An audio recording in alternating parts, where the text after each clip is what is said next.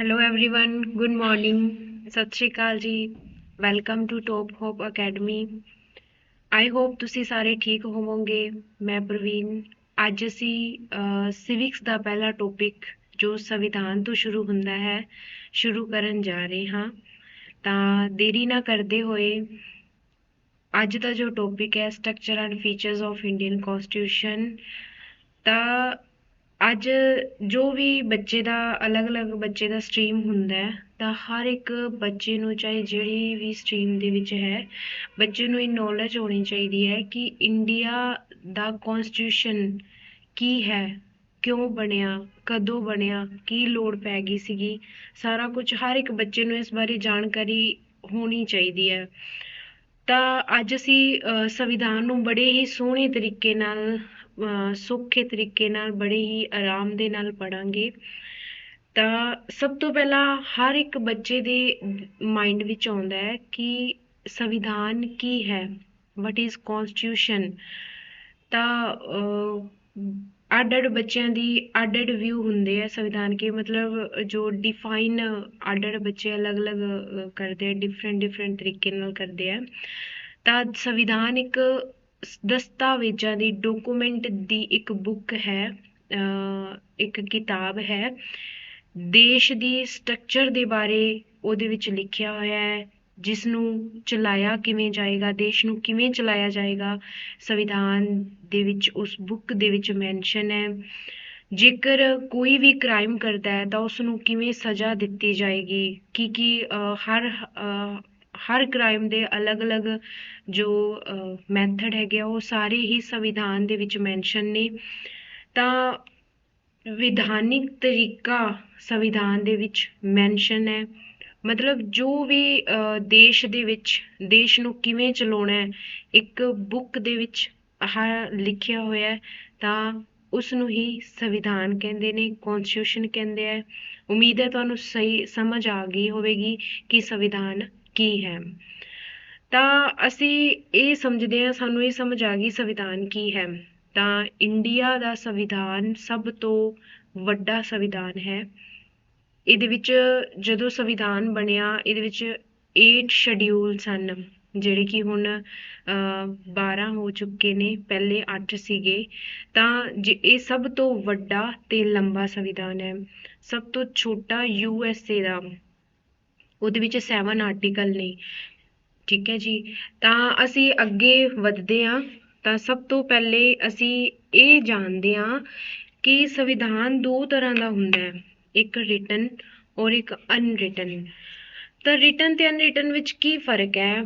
Written ਸੰਵਿਧਾਨ ਦੇ ਵਿੱਚ ਜੋ ਹੈ ਜਿਸ ਤਰ੍ਹਾਂ ਲਿਖਿਆ ਹੁੰਦਾ ਹੈ ਹਰ ਚੀਜ਼ ਮੈਂਸ਼ਨ, ਜਿਵੇਂ ਆਪਣੇ ਇੰਡੀਆ ਦਾ ਸੰਵਿਧਾਨ ਹੈ ਉਹਦੇ ਵਿੱਚ ਆਰਟੀਕਲ, PM, CM ਹਰ ਚੀਜ਼ ਮੈਂਸ਼ਨ ਹੈਗੀ ਹੈ। ਔਰ ਅਨਰਿਟਨ ਦੇ ਵਿੱਚ ਪੁਆਇੰਟ ਜਿੱਦਾਂ ਲਿਖੇ ਹੁੰਦੇ ਹੈ, ਜੋ ਅੱਗੇ ਦਾ ਹੈਗਾ ਉਹ ਆਡੀਓ ਫਾਰਮੇਟ ਵਿੱਚ ਹੁੰਦਾ ਹੈ ਤਾਂ ਉਹਨੂੰ ਅਨਰਿਟਨ ਕਹਿੰਦੇ ਆ। ਬਿਲਕੁਲ ਵੀ ਐਵੇਂ ਨਹੀਂ ਹੁੰਦਾ ਕਿ ਅਨਰਿਟਨ ਜਿਹੜੇ ਸੰਵਿਧਾਨ ਹੈ ਕਿ ਬਿਲਕੁਲ ਹੀ ਰਾਈਟ ਨਹੀਂ ਹੁੰਦਾ, ਐਵੇਂ ਨਹੀਂ ਹੁੰਦਾ।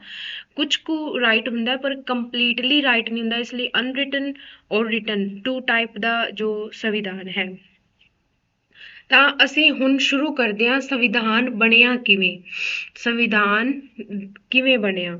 ਤਾਂ ਸਭ ਤੋਂ ਪਹਿਲਾਂ MN ਰॉय 1934 ਉਹਨਾਂ ਨੇ ਕੀ ਇੱਕ ਆਈਡੀਆ ਦਿੱਤਾ ਸੀਗਾ 1934 ਦੇ ਵਿੱਚ ਕਿ ਸੰਵਿਧਾਨ ਦਾ ਵਿਚਾਰ ਦਿੱਤਾ ਸੀਗਾ।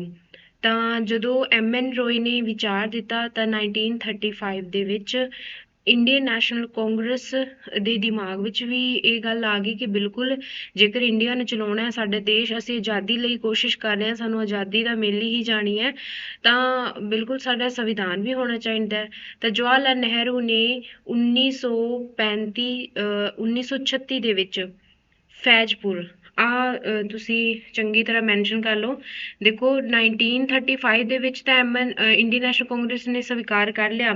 ਜਦੋਂ 1936 ਦੇ ਵਿੱਚ ਇੰਡੀਅਨ ਨੈਸ਼ਨਲ ਕਾਂਗਰਸ INC ਦਾ ਸੈਸ਼ਨ ਹੋਇਆ ਸੀਗਾ ਫੈਜ਼ਪੁਰ ਵਿੱਚ, ਫੈਜ਼ਪੁਰ ਜੋ ਕਿ ਮਹਾਰਾਸ਼ਟਰ ਵਿੱਚ ਹੈਗਾ, ਮਹਾਰਾਸ਼ਟਰ।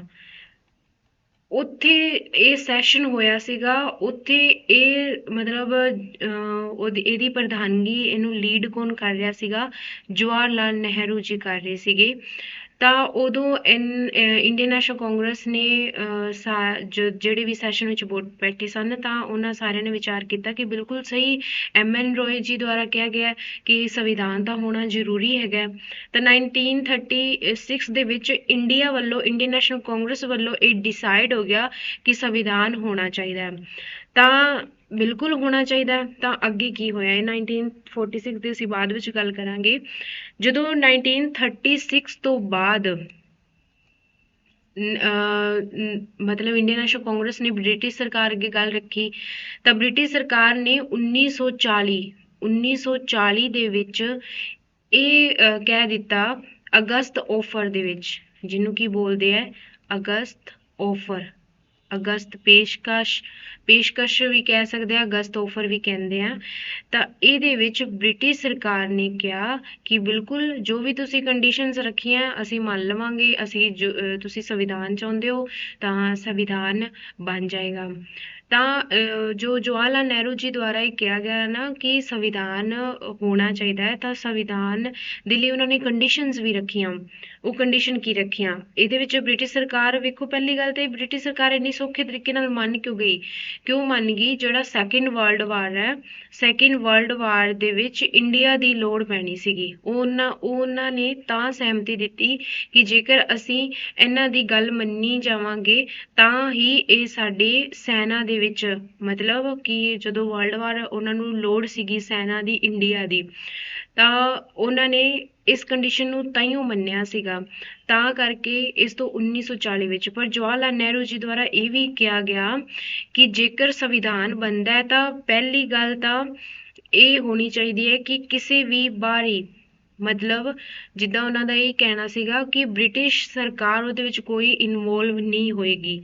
ਇੰਡੀਆ ਦੇ ਅੰਦਰ ਹੀ ਜੋ ਇੰਡੀਆ ਦੇ ਅੰਦਰ ਹੀ ਮੈਂਬਰ, ਜਿਵੇਂ ਇੰਡੀਅਨ ਨੈਸ਼ਨਲ ਕਾਂਗਰਸ ਹੈ, ਮੁਸਲਿਮ ਲੀਗ ਹੈ, ਐਵੇਂ ਜੋ ਵੀ ਹੈਗੇ ਸੀਗੇ, ਉਹਨਾਂ ਦੁਆਰਾ ਹੀ ਸੰਵਿਧਾਨ ਬਣਾਇਆ ਜਾਏਗਾ। ਇਹ ਕੰਡੀਸ਼ਨ ਸੀਗੀ। ਇੱਕ ਮਤਲਬ ਜਿਹੜੀ ਵੋਟਿੰਗ ਹੋਈ ਸੀਗੀ ਉਹ ਸਿੰਗਲ ਟ੍ਰਾਂਸੇਬਲ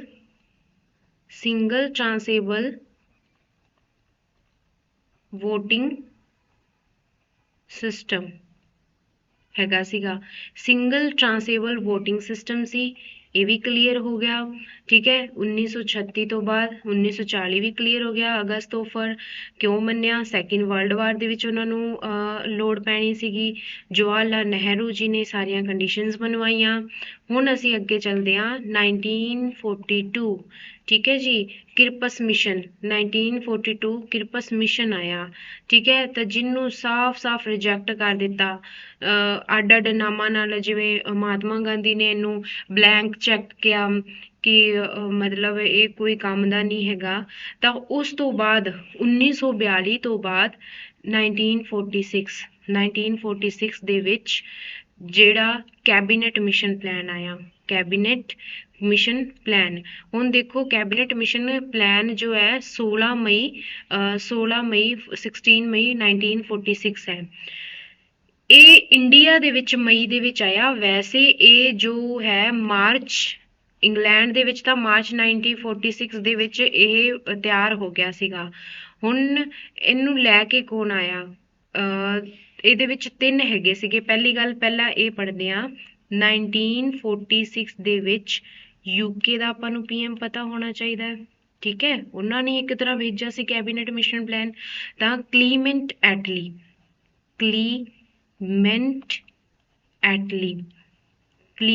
ਐਟਲੀ ਹੈਗੇ ਸੀਗੇ। ਠੀਕ ਹੈ, ਇਹਨਾਂ ਵੱਲੋਂ 3 ਬੰਦੇ ਸੀਗੇ। ਤਾਂ ਮੈਂ ਤੁਹਾਨੂੰ ਟ੍ਰਿਕ ਦੱਸਦੀ ਹਾਂ।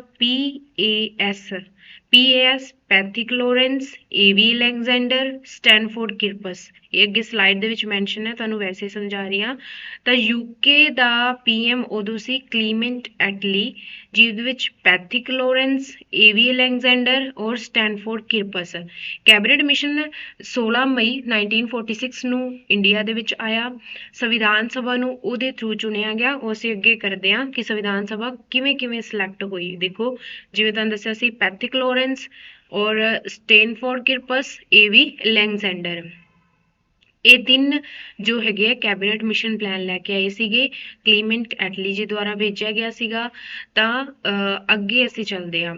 ਤਾਂ ਪੈਥਿਕ ਲੋਰੈਂਸ ਜੋ ਹੈਗੇ ਸੀ, ਉੱਥੋਂ ਦੇ ਕੈਬਨਿਟ ਮੰਤਰੀ ਮੰਡਲ ਦੇ ਇੱਕ ਮਨਿਸਟਰ ਸਨ, ਠੀਕ ਹੈ, ਉਹ ਲੈ ਕੇ ਆਏ ਸਨ। ਤਾਂ ਇਸ ਤੋਂ ਬਾਅਦ ਹੁਣ ਇਹਨਾਂ ਨੇ ਕਹਿ ਦਿੱਤਾ ਕਿ 389 ਮੈਂਬਰ ਸਨ ਸੰਵਿਧਾਨ ਸਭਾ ਦੇ, ਕੁੱਲ 389 ਮੈਂਬਰ ਸਨ। ਇਹ ਕਿਸ ਤਰ੍ਹਾਂ ਸਨ, ਦੇਖੋ 389 ਮੈਂਬਰ ਹੀ ਕਿਉਂ, 500 ਕਿਉਂ ਨਹੀਂ, 100 ਕਿਉਂ ਨਹੀਂ, 1000 ਕਿਉਂ ਨਹੀਂ, ਇਸ ਤਰ੍ਹਾਂ ਦੀ ਕਾਊਂਟਿੰਗ ਕਿਉਂ ਨਹੀਂ, ਇਹ 389 ਮੈਂਬਰ ਹੀ ਕਿਉਂ ਸੰਵਿਧਾਨ ਸਭਾ ਦੇ ਵਿੱਚ ਲਏ ਗਏ।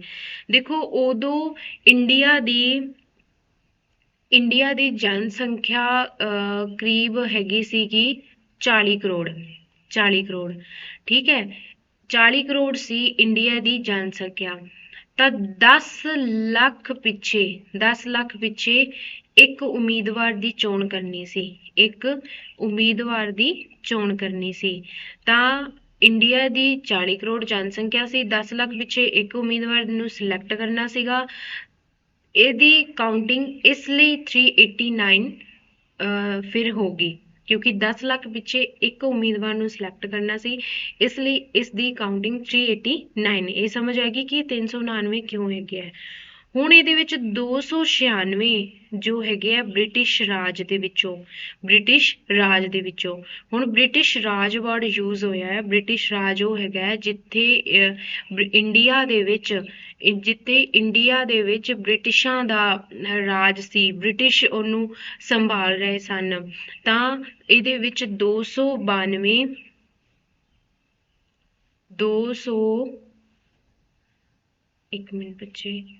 ਇਹਦੇ ਵਿੱਚ 292 ਜੋ ਹੈ, 292 ਪਲੱਸ 4, 292 ਦੇ ਜੋ ਏਰੀਆਜ਼ ਦੇ ਵਿੱਚ ਮੈਂਬਰ ਹੈਗੇ ਸੀ, ਇਹਨਾਂ ਨੂੰ 11 ਗਵਰਨਰਾਂ ਦੇ ਵਿੱਚ, 11 ਸੂਬਿਆਂ ਦੇ ਵਿੱਚੋਂ ਡਿਵਾਈਡ ਕਰ ਦਿੱਤਾ। ਜੋ 4 ਸੀਗੇ, ਇਹ ਐਵੇਂ ਸਮਝ ਲਓ ਉਸ ਟਾਈਮ ਦੇ ਇੱਕ ਤਰ੍ਹਾਂ UT ਸਨ, ਠੀਕ ਹੈ, ਇਹ ਇੱਕ ਤਰ੍ਹਾਂ ਕੀ ਸਨ, UT, ਜਿਵੇਂ ਕਿ ਕੁਰਗ ਕਿੱਥੇ ਹੈ, ਕਰਨਾਟਕ ਦੇ ਵਿੱਚ, ਬਲੂਚਿਸਤਾਨ, ਦਿੱਲੀ, ਮਾਰਵਾੜ ਜੋ ਰਾਜਸਥਾਨ ਹੈ। ਤੇ ਇਹ 4 ਅੱਡੇ ਸਮਝ ਲਓ ਕਿ ਬ੍ਰਿਟਿਸ਼ਾਂ ਦੇ ਸੀਗੇ, ਇੱਕ ਤਰ੍ਹਾਂ ਉਹ UT ਸੀਗੇ। ਇੰਨੀ ਸਮਝ ਆ ਗਈ। ਜਿਹੜੇ 296 ਹੈ ਕਿਸ ਤਰ੍ਹਾਂ ਡਿਵਾਈਡ ਹੋ ਗਏ ਸਨ। 296 ਨੂੰ 292 ਜੋ ਹੈ ਉਹ 11 ਜੋ ਹੈਗਾ ਗਵਰਨਰ ਜਾਂ ਸੂਬਿਆਂ ਦੇ ਵਿੱਚ ਡਿਵਾਈਡ ਕੀਤਾ ਗਿਆ। 4 ਜੋ ਹੈ ਇੱਕ ਤਰ੍ਹਾਂ UT ਸਨ, ਜਿਹੜੇ 4 ਜੋ ਬ੍ਰਿਟਿਸ਼ਾਂ ਦੇ ਐਵੇਂ ਸਮਝ ਲਓ ਇੱਕ ਤਰ੍ਹਾਂ ਅੱਡੇ ਸਨ, ਜਿਹਦੇ ਵਿੱਚ ਕੁਰਗ ਹੋ ਗਿਆ, ਬਲੂਚਿਸਤਾਨ ਹੋ ਗਿਆ, ਮਾਰਵਾੜ ਹੋ ਗਿਆ ਔਰ ਦਿੱਲੀ ਹੋ ਗਿਆ। ਇਹ 4 ਹੈਗੇ ਸੀਗੇ। ਹੁਣ 93, ਹਾਂ, ਇਹਦੇ ਵਿੱਚ 15 ਜੋ ਹੈਗੇ 398 ਦੇ ਵਿੱਚ 15 ਔਰਤਾਂ ਸਨ। ਇਹ ਇੱਕ ਜੋ ਨੰਬਰ ਜੋ ਹੈ ਨਾ, ਇਹ ਸਾਡੇ ਪੇਪਰ ਦੇ ਲਈ ਬਹੁਤ ਜ਼ਿਆਦਾ ਇੰਪੋਰਟੈਂਟ ਹੈ।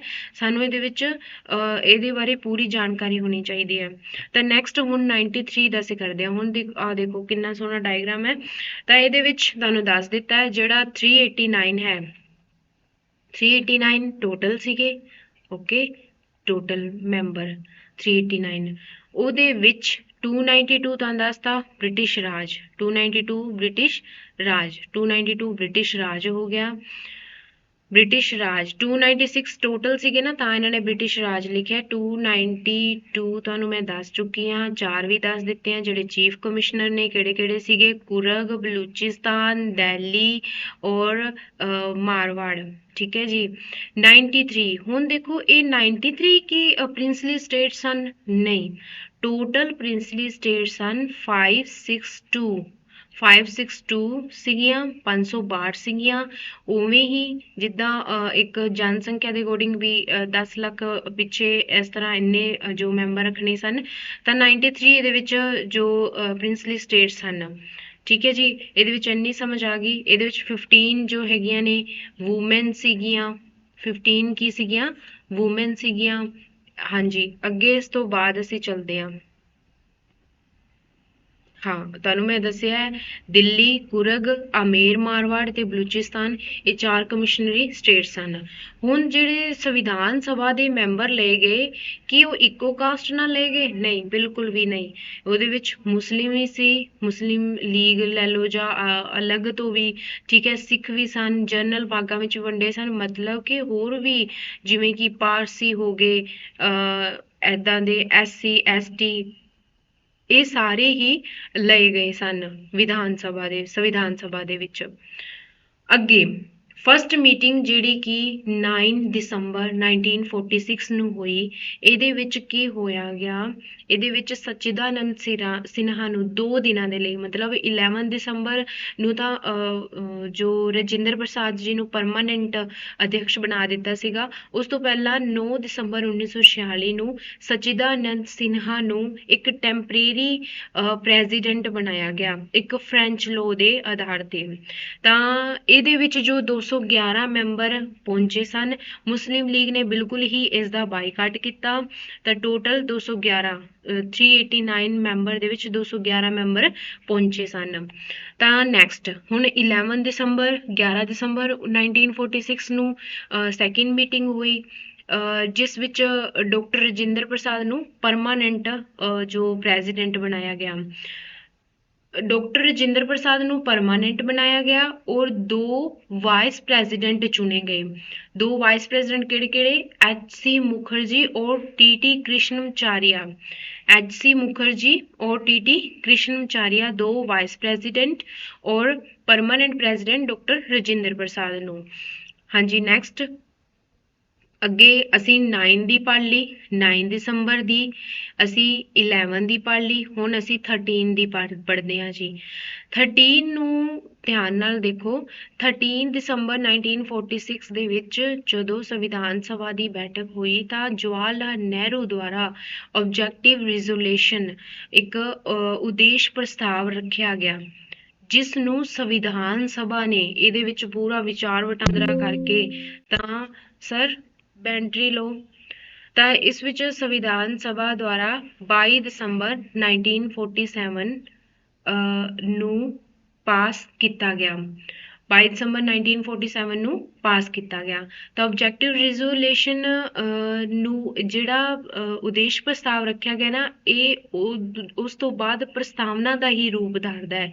ਇਹ ਉਸ ਤੋਂ ਬਾਅਦ ਪ੍ਰਸਤਾਵਨਾ ਦਾ ਹੀ ਰੂਪ ਧਾਰਦਾ ਹੈ। 13 ਦਸੰਬਰ 1946 ਨੂੰ ਪੰਡਿਤ ਜਵਾਹਰ ਲਾਲ ਨਹਿਰੂ ਨੇ ਆਬਜੈਕਟਿਵ ਰਿਜ਼ੋਲੂਸ਼ਨ ਨੂੰ ਪੇਸ਼ ਜਦੋਂ ਕੀਤਾ ਸੀਗਾ ਨਾ, ਤਾਂ ਸੰਵਿਧਾਨ ਸਭਾ ਨੇ ਇਸ ਨੂੰ ਪਾਸ ਕੀਤਾ। ਪਹਿਲੇ ਵਿਚਾਰ ਵਟਾਂਦਰਾ ਕੀਤਾ, ਤਾਂ 22 ਜੈਨ 1947 ਨੂੰ ਪਾਸ ਕਰਕੇ ਇੱਕ ਵਰਤਮਾਨ ਸਮੇਂ ਜੋ ਅੱਜ ਦਾ ਪ੍ਰੈਂਬਲ ਹੈ, ਤਾਂ ਉਹਦੇ ਵਿੱਚ ਇਹਦਾ ਰੂਪ ਧਾਰਦਾ ਹੈ। ਤਾਂ ਪ੍ਰੈਂਬਲ ਲਈ ਵੀ ਇਹ ਮੋਸਟ ਇੰਪੋਰਟੈਂਟ ਹੈ। ਐਵੇਂ ਕੁਐਸਚਨ ਆਉਂਦਾ ਹੈ ਕਿ ਆਬਜੈਕਟਿਵ ਰਿਜ਼ੋਲੂਸ਼ਨ ਕਿਹਨਾਂ ਨੇ ਰੱਖਿਆ? ਪੰਡਿਤ ਜਵਾਹਰ ਲਾਲ ਨੇ ਰੱਖਿਆ। ਕਦੋਂ ਰੱਖਿਆ? 13 ਦਸੰਬਰ 1946 ਨੂੰ ਰੱਖਿਆ। ਕਦੋਂ ਪਾਸ ਹੋਇਆ? 22 ਜਨਵਰੀ 1947 ਨੂੰ ਹੋਇਆ। ਤਾਂ ਅੱਗੇ ਹੁਣ ਦੇਖੋ, ਅਸੀਂ 9 ਪੜ੍ਹ ਲਈ, 9 ਦਸੰਬਰ 1946, 11 ਦਸੰਬਰ 1946, 13 ਦਸੰਬਰ 1946। ਹੁਣ ਅਸੀਂ 22 ਜੁਲਾਈ 1947 ਨੂੰ ਕੀ ਹੋਇਆ? 22 ਜੁਲਾਈ 1947 ਨੂੰ ਜੋ ਨੈਸ਼ਨਲ ਫਲੈਗ ਅਪਣਾਇਆ ਗਿਆ। ਹੁਣ ਮੈਂ ਤੁਹਾਨੂੰ ਨੈਸ਼ਨਲ ਫਲੈਗ ਬਾਰੇ ਥੋੜ੍ਹਾ ਜਿਹਾ ਦੱਸ ਦਿਆਂ। 22 ਨੂੰ ਅਪਣਾਇਆ ਗਿਆ, ਠੀਕ ਹੈ ਜੀ। ਪਹਿਲੇ ਇਹਨਾਂ ਨੂੰ ਡਿਜ਼ਾਈਨ ਕਿਹਨਾਂ ਨੇ ਕੀਤਾ? ਪਿੰਗਲਾਨੀ, ਬੈਂਕਿਆ ਪਿੰਗਲਾਨੀ, ਠੀਕ ਹੈ ਜੀ। ਤੇ ਇਹਦੇ ਵਿੱਚ ਇੱਕ ਇਹ ਇੰਪੋਰਟੈਂਟ ਹੈ, ਇੱਕ ਇਹਦੇ ਵਿੱਚ ਅਨੁਪਾਤ, ਡਿਜ਼ਾਈਨ ਕਿਹਨਾਂ ਨੇ ਕੀਤਾ? ਠੀਕ ਹੈ ਜੀ। ਤਾਂ ਇਹਦੇ ਵਿੱਚ ਅਨੁਪਾਤ ਇੰਪੋਰਟੈਂਟ ਹੈ। ਜੇਕਰ ਸਾਡੇ ਕੋਲ ਲੈਂਥ ਵੈਡਥ ਪੁੱਛਦੇ ਆ, ਇੱਕ ਹੁੰਦਾ ਹੈ ਵੈਡਥ ਲੈਂਥ, ਠੀਕ ਹੈ। ਇਹ ਦੋਨੋਂ ਤਰ੍ਹਾਂ ਨਾਲ ਆ ਸਕਦਾ ਹੈ। ਜਦੋਂ ਪੇਪਰ ਦੇ ਕੁਐਸਚਨ ਦੇ ਉੱਪਰ ਮੈਂਸ਼ਨ ਹੁੰਦਾ ਹੈ ਦੈਨ ਅਸੀਂ ਕਲਿੱਕ ਕਰਨਾ ਹੈ ਤਾਂ ਐਵੇਂ ਆ ਸਕਦਾ। ਇਹਦਾ ਲੈਂਥ ਜੇ ਪੁੱਛਦੇ ਆ ਤਾਂ 3:2, ਵੈਡਥ ਲੈਂਥ ਪੁੱਛਦੇ ਆ ਤਾਂ 2:3। ਤਾਂ ਇਹ ਬੱਚਿਆਂ ਨੂੰ ਬੜਾ ਹੀ ਕਨਫਿਊਜ਼ ਕਰਦਾ। ਬੱਚੇ ਪੇਪਰ ਵਿੱਚ ਗਲਤ ਵੀ ਕਰ ਰਹੇ ਹੁੰਦੇ ਆ। ਉੱਪਰ ਮੰਨ ਲਓ ਪੁੱਛਦੇ ਆ ਲੈਂਥ ਵੈਡਥ, ਥੱਲੇ ਸਪੋਜ਼ ਆਪਸ਼ਨ ਹੁੰਦੀ ਹੈ 3:2, 2:3 ਜੋ 3 ਹੈ, ਜਾਂ ਕੋਈ ਵੀ 2:1 ਲੈ ਲਓ। ਤਾਂ ਬੱਚੇ ਨਾ ਜਲਦਬਾਜ਼ੀ ਵਿੱਚ 2:3 ਕਰ ਦਿੰਦੇ ਆ, ਤਾਂ ਇਹ ਬਿਲਕੁਲ ਗਲਤ ਹੈ। ਹਾਂਜੀ 3:2, 2:3, 2:1। ਤਾਂ ਜਿਵੇਂ ਤੁਹਾਨੂੰ ਮੈਂ ਦੱਸਿਆ ਹੈਗਾ ਕਿ 2:3 ਬੱਚੇ ਕਰ ਦਿੰਦੇ ਤਾਂ ਬਿਲਕੁਲ ਗਲਤ ਹੈ। ਲੈਂਥ ਵੈਡਥ ਪੁੱਛਦੇ ਆ ਤਾਂ 3:2 ਹੀ ਇਸ ਦਾ ਸਹੀ ਆਨਸਰ ਹੈ। ਤਾਂ ਅੱਗੇ ਜੋ ਤੁਹਾਨੂੰ ਮੈਂ ਨਾਮ ਦੱਸਿਆ ਪਿੰਗਾਲੀ ਵੈਂਕਿਆ, ਪੂਰਾ ਪਿੰਗਾਲੀ ਵੈਂਕਿਆ ਨਾਮ ਹੈਗਾ, ਠੀਕ ਹੈ ਜੀ। ਪਿੰਗਾਲੀ ਵੈਂਕਿਆ ਨੂੰ ਡਿਜ਼ਾਈਨ ਕੀਤਾ, ਇਹਦਾ ਅਨੁਪਾਤ, ਇਹਦੀ ਰੇਸ਼ੋ ਇਹ 2:1 ਕਦੋਂ ਇਹਨੂੰ ਅਪਣਾਇਆ ਗਿਆ, ਇਹ ਮੋਸਟ ਇੰਪੋਰਟੈਂਟ ਹੈਗੇ ਹੈ ਸਾਡੇ ਲਈ ਸਾਰੇ ਟਿਪਸ। ਤਾਂ 22 ਜੁਲਾਈ 1947 ਦੇ ਵਿੱਚ ਅਪਣਾਇਆ ਗਿਆ। ਤਾਂ ਅੱਗੇ ਅਸੀਂ 24 ਨੂੰ 3 ਜੋ ਲਏ ਗਏ ਸਨ ਸੰਵਿਧਾਨ ਸਭਾ ਦੁਆਰਾ।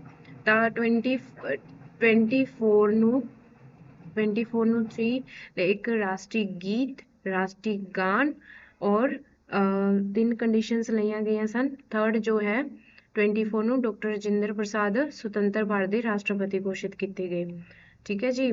ਤਾਂ ਰਾਸ਼ਟਰੀ ਗੀਤ ਜੋ ਰਾਸ਼ਟਰੀ ਸੌਂਗ ਹੈ ਸਾਡਾ ਵੰਦੇ ਮਾਤਰਮ, ਔਰ ਰਾਸ਼ਟਰੀ ਗਾਨ ਜਨ ਗਣ ਮਨ 24 ਜੁਲਾਈ 1950। ਇਹ ਸਿੱਧੇ ਸਿੱਧੇ ਕੁਐਸਚਨ ਚੱਕਦੇ ਆ ਕਿ ਜਿਵੇਂ ਡਾਕਟਰ ਰਾਜਿੰਦਰ ਪ੍ਰਸਾਦ ਨੂੰ ਭਾਰਤ ਦਾ ਪਹਿਲਾ ਰਾਸ਼ਟਰਪਤੀ ਕਦੋਂ ਘੋਸ਼ਿਤ ਕੀਤਾ ਗਿਆ, ਡੇਟ ਮੈਂਸ਼ਨ ਕਰ ਦਿੰਦੇ ਆ। ਤਾਂ ਅੱਗੇ 28 ਜਨਵਰੀ 1950 ਹੈ। ਇਸ ਤੋਂ ਪਹਿਲਾਂ 2 ਡੇਟਸ ਹੋਰ ਰਹਿ ਗਈਆਂ, ਇੱਕ ਹੈਗਾ 25, ਇੱਕ ਹੈਗਾ 26।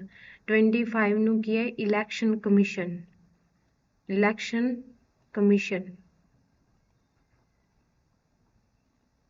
25 ਨੂੰ ਇਲੈਕਸ਼ਨ ਕਮਿਸ਼ਨ ਦੀ ਸਥਾਪਨਾ ਕੀਤੀ ਗਈ 25 ਜਨਵਰੀ 1950 ਦੇ ਵਿੱਚ। ਅੱਗੇ 26 ਜਨਵਰੀ 1950 ਨੂੰ ਇਲੈਕਸ਼ਨ ਕਮਿਸ਼ਨ 25 ਨੂੰ, ਔਰ 26 ਨੂੰ ਜੋ ਸਾਡਾ ਕੌਂਸਟੀਟਿਊਸ਼ਨ ਬਣ ਕੇ ਤਿਆਰ ਹੋ ਗਿਆ ਸੀਗਾ।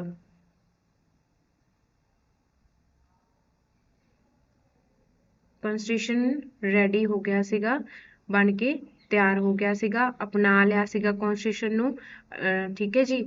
ਤਾਂ ਅੱਗੇ 28 ਜੈਨ 1950 ਨੂੰ ਕੀ ਹੋਇਆ ਸੀ, ਸੁਪਰੀਮ ਕੋਰਟ ਦੀ ਸਥਾਪਨਾ ਹੋ ਗਈ ਸੀ ਦਿੱਲੀ ਦੇ ਵਿੱਚ। ਇਹ ਵੀ ਕਿਹਾ ਗਿਆ ਸੀਗਾ ਦਿੱਲੀ ਤੋਂ ਹੋਰ ਕਿਤੇ ਮਤਲਬ ਸੀਟ ਨੂੰ ਵੀ ਸ਼ਿਫਟ ਕਰ ਸਕਦੇ ਕਿ ਪਰਮਾਨੈਂਟ ਨਹੀਂ ਕਿ ਦਿੱਲੀ ਦੇ ਵਿੱਚ ਹੀ ਸੁਪਰੀਮ ਕੋਰਟ, ਵੈਸੇ ਤਾਂ ਇੱਕ ਹੀ ਰਹੇਗੀ ਸੁਪਰੀਮ ਕੋਰਟ, ਪਰ ਹੋਰ ਵੀ ਸਿਟੀ ਦੇ ਵਿੱਚ, ਹੋਰ ਵੀ ਸਟੇਟ ਦੇ ਵਿੱਚ ਸ਼ਿਫਟ ਕਰ ਸਕਦੇ ਆ। ਤਾਂ 28 ਜਨਵਰੀ 1950 ਦੇ ਵਿੱਚ ਸੁਪਰੀਮ ਕੋਰਟ ਨੂੰ ਅਪਣਾਇਆ ਸੀਗਾ। ਹਾਂਜੀ ਅੱਗੇ ਕਮੇਟੀਜ਼ ਹੈ। ਹੁਣ ਤੁਹਾਨੂੰ ਮੈਂ ਥੋੜੀ ਜਿਹੀ ਕਮੇਟੀ ਬਾਰੇ ਜਾਣਕਾਰੀ ਦਿੰਨੀ ਆ। ਟੋਟਲ ਕਮੇਟੀ 23, ਠੀਕ ਹੈ ਜੀ। ਉਹਦੇ ਵਿੱਚ ਮਿਨੋਰ ਕਮੇਟੀ ਔਰ ਮੇਜਰ ਕਮੇਟੀ, ਮਿਨੋਰ ਔਰ ਮੇਜਰ ਜੋ ਸੀ 8 ਕਮੇਟੀ, ਮਿਨੋਰ 15th, ठीक है जी। टोटल कमेटी 23, मिनोर 15th और मेजर 8th कमेटी। ਹੁਣ ਦੇਖੋ ਬੱਚੇ ਜੋ 8 ਕਮੇਟੀ ਨੇ, 8 ਕਮੇਟੀ ਹਨ, ਉਹ ਕਿਹੜੀਆਂ ਕਿਹੜੀਆਂ ਨੇ ਉਹ ਅਸੀਂ ਪੜ੍ਹਦੇ ਹੈਗੇ ਆ। ਤਾਂ ਜਦੋਂ ਵੀ ਕਮੇਟੀ ਦੇ ਵਿੱਚ ਦੇਖੋ ਜਿਵੇਂ ਸੰਘੀ ਸ਼ਕਤੀ ਸੰਬੰਧੀ ਕਮੇਟੀ ਹੈ, ਕਮੇਟੀ ਔਨ ਫੈਡਰਲ ਪਾਵਰ ਨਹੀਂ, ਯੂਨੀਅਨ ਪਾਵਰ ਕਮੇਟੀ, ਇਹ ਤਾਂ ਇੰਗਲਿਸ਼ ਵਿੱਚ ਥੋੜੀ ਗਲਤੀ ਹੋ ਗਈ। ਤਾਂ ਯੂਨੀਅਨ ਪਾਵਰ ਕਮੇਟੀ ਜੋ ਹੈਗੀ ਆ, ਉਹ ਜਦੋਂ ਯੂਨੀਅਨ ਵਰਡ ਆਉਂਦਾ ਕਮੇਟੀਜ਼ ਦੇ ਵਿੱਚ ਜਾਂ ਸਟੇਟ ਵਰਡ ਆਉਂਦਾ ਹੈ ਤਾਂ ਅਸੀਂ ਅੱਖਾਂ ਬੰਦ ਕਰਕੇ ਜਵਾਹਰ ਲਾਲ ਨਹਿਰੂ ਹੀ ਪਾਉਣਾ ਮੋਸਟਲੀ। ਜਦੋਂ ਯੂਨੀਅਨ ਆ ਜਾਂਦਾ ਜਾਂ ਸਟੇਟ ਆਉਂਦਾ ਹੈਗਾ ਤਾਂ ਉਹਦਾ ਆਨਸਰ ਜਵਾਹਰ ਲਾਲ ਨਹਿਰੂ ਹੀ ਹੋਏਗਾ। ਇਹ ਤੁਹਾਡੇ ਲਈ ਥੋੜਾ थोड़ा जिहा आसान करता कि क्योंकि कमेटीज़ जिवें जिवें ड्राफ्टिंग कमेटी हो गई, रूल्स कमेटी, ऐदां कमेटियां दा डायरैक्ट पुछदे है कि इहदी जो कमेटियां दा अध्यक्ष कौन सीगा, ठीक है जी। तां करके तां फस्ट कमेटी जो हैगा यूनियन पावर कमेटी है, संघी शक्ति संबंधी कमेटी ਤਾਂ ਜਵਾਹਰ ਲਾਲ ਨਹਿਰੂ। ਅੱਗੇ ਸੰਘੀ ਸੰਵਿਧਾਨ ਕਮੇਟੀ, ਉਹ ਵੀ ਜਿਹੜਾ ਹੈਗਾ ਜਵਾਹਰ ਲਾਲ ਨਹਿਰੂ ਜੀ ਹੈਗੇ ਨੇ। ਤੁਹਾਨੂੰ ਮੈਂ ਦੱਸਿਆ ਸੀ ਯੂਨੀਅਨ ਵਰਡ ਜਦੋਂ ਪ੍ਰਾਰੂਪ ਅਸੀਂ ਡਰਾਫਟਿੰਗ ਕਮੇਟੀ ਨੂੰ ਅੱਗੇ ਡਿਟੇਲ ਨਾਲ ਪੜਾਂਗੇ। ਅੱਗੇ ਹੈਗਾ ਮੌਲਿਕ ਅਧਿਕਾਰ ਘੱਟ ਗਿਣਤੀ ਅਤੇ ਜਨਜਾਤੀ ਖੇਤਰਾਂ ਸੰਬੰਧੀ ਸਲਾਹਕਾਰ। ਦੇਖੋ ਦੋਨੋਂ ਲੈਂਗੁਏਜ ਤਾਂ ਮੈਂਸ਼ਨ ਕਰੀ ਹੈ ਕਿ ਕਿਸੇ ਬੱਚੇ ਨੂੰ ਇੰਗਲਿਸ਼ ਵਿੱਚ ਵਧੀਆ ਨਹੀਂ ਲੱਗਦਾ, ਉਹ ਪੰਜਾਬੀ 'ਚ ਪੜ੍ਹਨਾ ਚਾਹੁੰਦੇ ਆ। ਕਈ ਬੱਚੇ ਹੁੰਦੇ ਆ ਕਿ ਪੰਜਾਬੀ 'ਚ ਨਾ ਪੜ੍ਹ ਕੇ ਉਹਨਾਂ ਦਾ ਇੰਗਲਿਸ਼ ਵਿੱਚ ਵਧੀਆ ਜੋ ਪੜ੍ਹਨਾ ਚਾਹੁੰਦੇ ਆ, ਤਾਂ ਦੋਨੋਂ ਲੈਂਗੁਏਜ ਤਾਂ ਹੀ ਉਹ ਮੈਂਸ਼ਨ ਕੀਤੀ ਹੈ। ਅਤੇ ਜੇਕਰ ਅਸੀਂ ਇੰਨੇ ਕੁ ਤਾਂ ਹੈਗੇ ਆ, ਥੋੜ੍ਹੀ ਬਹੁਤੀ ਮਿਸਟੇਕ ਹੋ ਜਾਂਦੀ ਤਾਂ ਤੁਸੀਂ ਉਹਨੂੰ ਸਮਝ ਲਿਆ ਕਰੋ। ਤਾਂ ਅੱਗੇ ਗਿਆ ਐਡਵਾਈਜ਼ਰੀ ਕਮੇਟੀ ਹੈ on fundamental rights minorities and tribunal area, Sardar Vallabh Bhai Patel. ਦੇਖੋ ਹੁਣ ਹੈ ਨਾ ਇਹ ਵਾਲੀ ਕਮੇਟੀ ਦੇ ਵਿੱਚ ਨਾ ਬੱਚੇ ਬੜੇ ਕਨਫਿਊਜ਼ ਹੁੰਦੇ ਹੈ ਕਿ ਇਹਦਾ ਸਰਦਾਰ ਵੱਲਭ ਭਾਈ ਪਟੇਲ ਜੋ ਹੈ ਆਨਸਰ, ਜਾਂ ਇੱਕ ਕਿਰਪਲਾਨੀ ਮੁਖਰਜੀ, ਸ਼ਾਇਦ ਮੁਖਰਜੀ, ਉਹ ਸਭ ਕਮੇਟੀ ਦੇ ਹੈਗੇ ਹੈ, ਠੀਕ ਹੈ ਜੀ।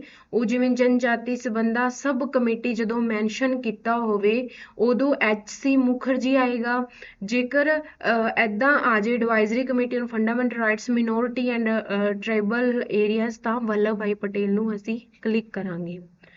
ਤਾਂ ਇਹ ਪੇਪਰ ਦੇ ਵਿੱਚ ਵੀ ਕੁਐਸਚਨ ਆਉਂਦੇ ਆ, ਤਾਂ ਹੀ ਉਹ ਤੁਹਾਨੂੰ ਦੱਸ ਰਹੀ ਹਾਂ ਕਿ ਬੱਚੇ ਕਨਫਿਊਜ਼ ਹੋ ਜਾਂਦੇ। ਬੁੱਕਸ ਦੇ ਵਿੱਚ ਵੀ ਉਹ ਸਭ ਵਰਡ ਨਹੀਂ ਯੂਜ਼ ਕੀਤਾ ਹੁੰਦਾ, ਤਾਂ ਬੱਚੇ ਕਹਿੰਦੇ ਕਿ ਇਹ ਕਈ ਬੁੱਕਸ ਦੇ ਵਿੱਚ ਤਾਂ ਕਿਰਪਲਾਨੀ ਯੂਜ਼ ਲਿਖਿਆ ਹੋਇਆ, ਮੈਂਸ਼ਨ ਕੀਤਾ ਹੋਇਆ, ਕਈ ਬੁੱਕਸ ਵਿੱਚ ਸਰਦਾਰ ਵੱਲਭ ਭਾਈ ਪਟੇਲ ਮੈਂਸ਼ਨ ਕੀਤਾ ਹੈ। ਤਾਂ ਕਿਹੜਾ ਸਹੀ ਆਨਸਰ ਹੈ? ਤਾਂ ਜਦੋਂ ਸਭ ਵਰਡ ਆ ਜਾਂਦਾ ਹੈ ਤਾਂ ਉਦੋਂ ਕਿਰਪਲਾਨੀ ਹੋਏਗਾ। ਜਦੋਂ ਕੰਪਲੀਟਲੀ ਸਿੱਧੀ ਦੱਸੀ ਹੋਵੇਗੀ, ਜਿਵੇਂ ਐਡਵਾਈਜ਼ਰੀ ਕਮੇਟੀ ਫੰਡਾਮੈਂਟਲ ਮਿਨੋਰਿਟੀ ਦੇ ਵਿੱਚ ਕੋਈ ਸਭ ਵਰਡ ਨਹੀਂ ਯੂਜ਼ ਕੀਤਾ, ਕਿਉਂਕਿ ਉਹ ਸਭ ਕਮੇਟੀਆਂ ਅੱਗੇ ਹੋਰ ਹੈਗੀਆਂ ਨੇ, ਠੀਕ ਹੈ ਜੀ। ਤੇ 8 ਮੇਜਰ ਕਮੇਟੀਆਂ ਹੈਗੀਆਂ ਨੇ, ਇਹ ਸਰਦਾਰ ਵੱਲਭ ਭਾਈ ਪਟੇਲ ਹੀ ਸਨ।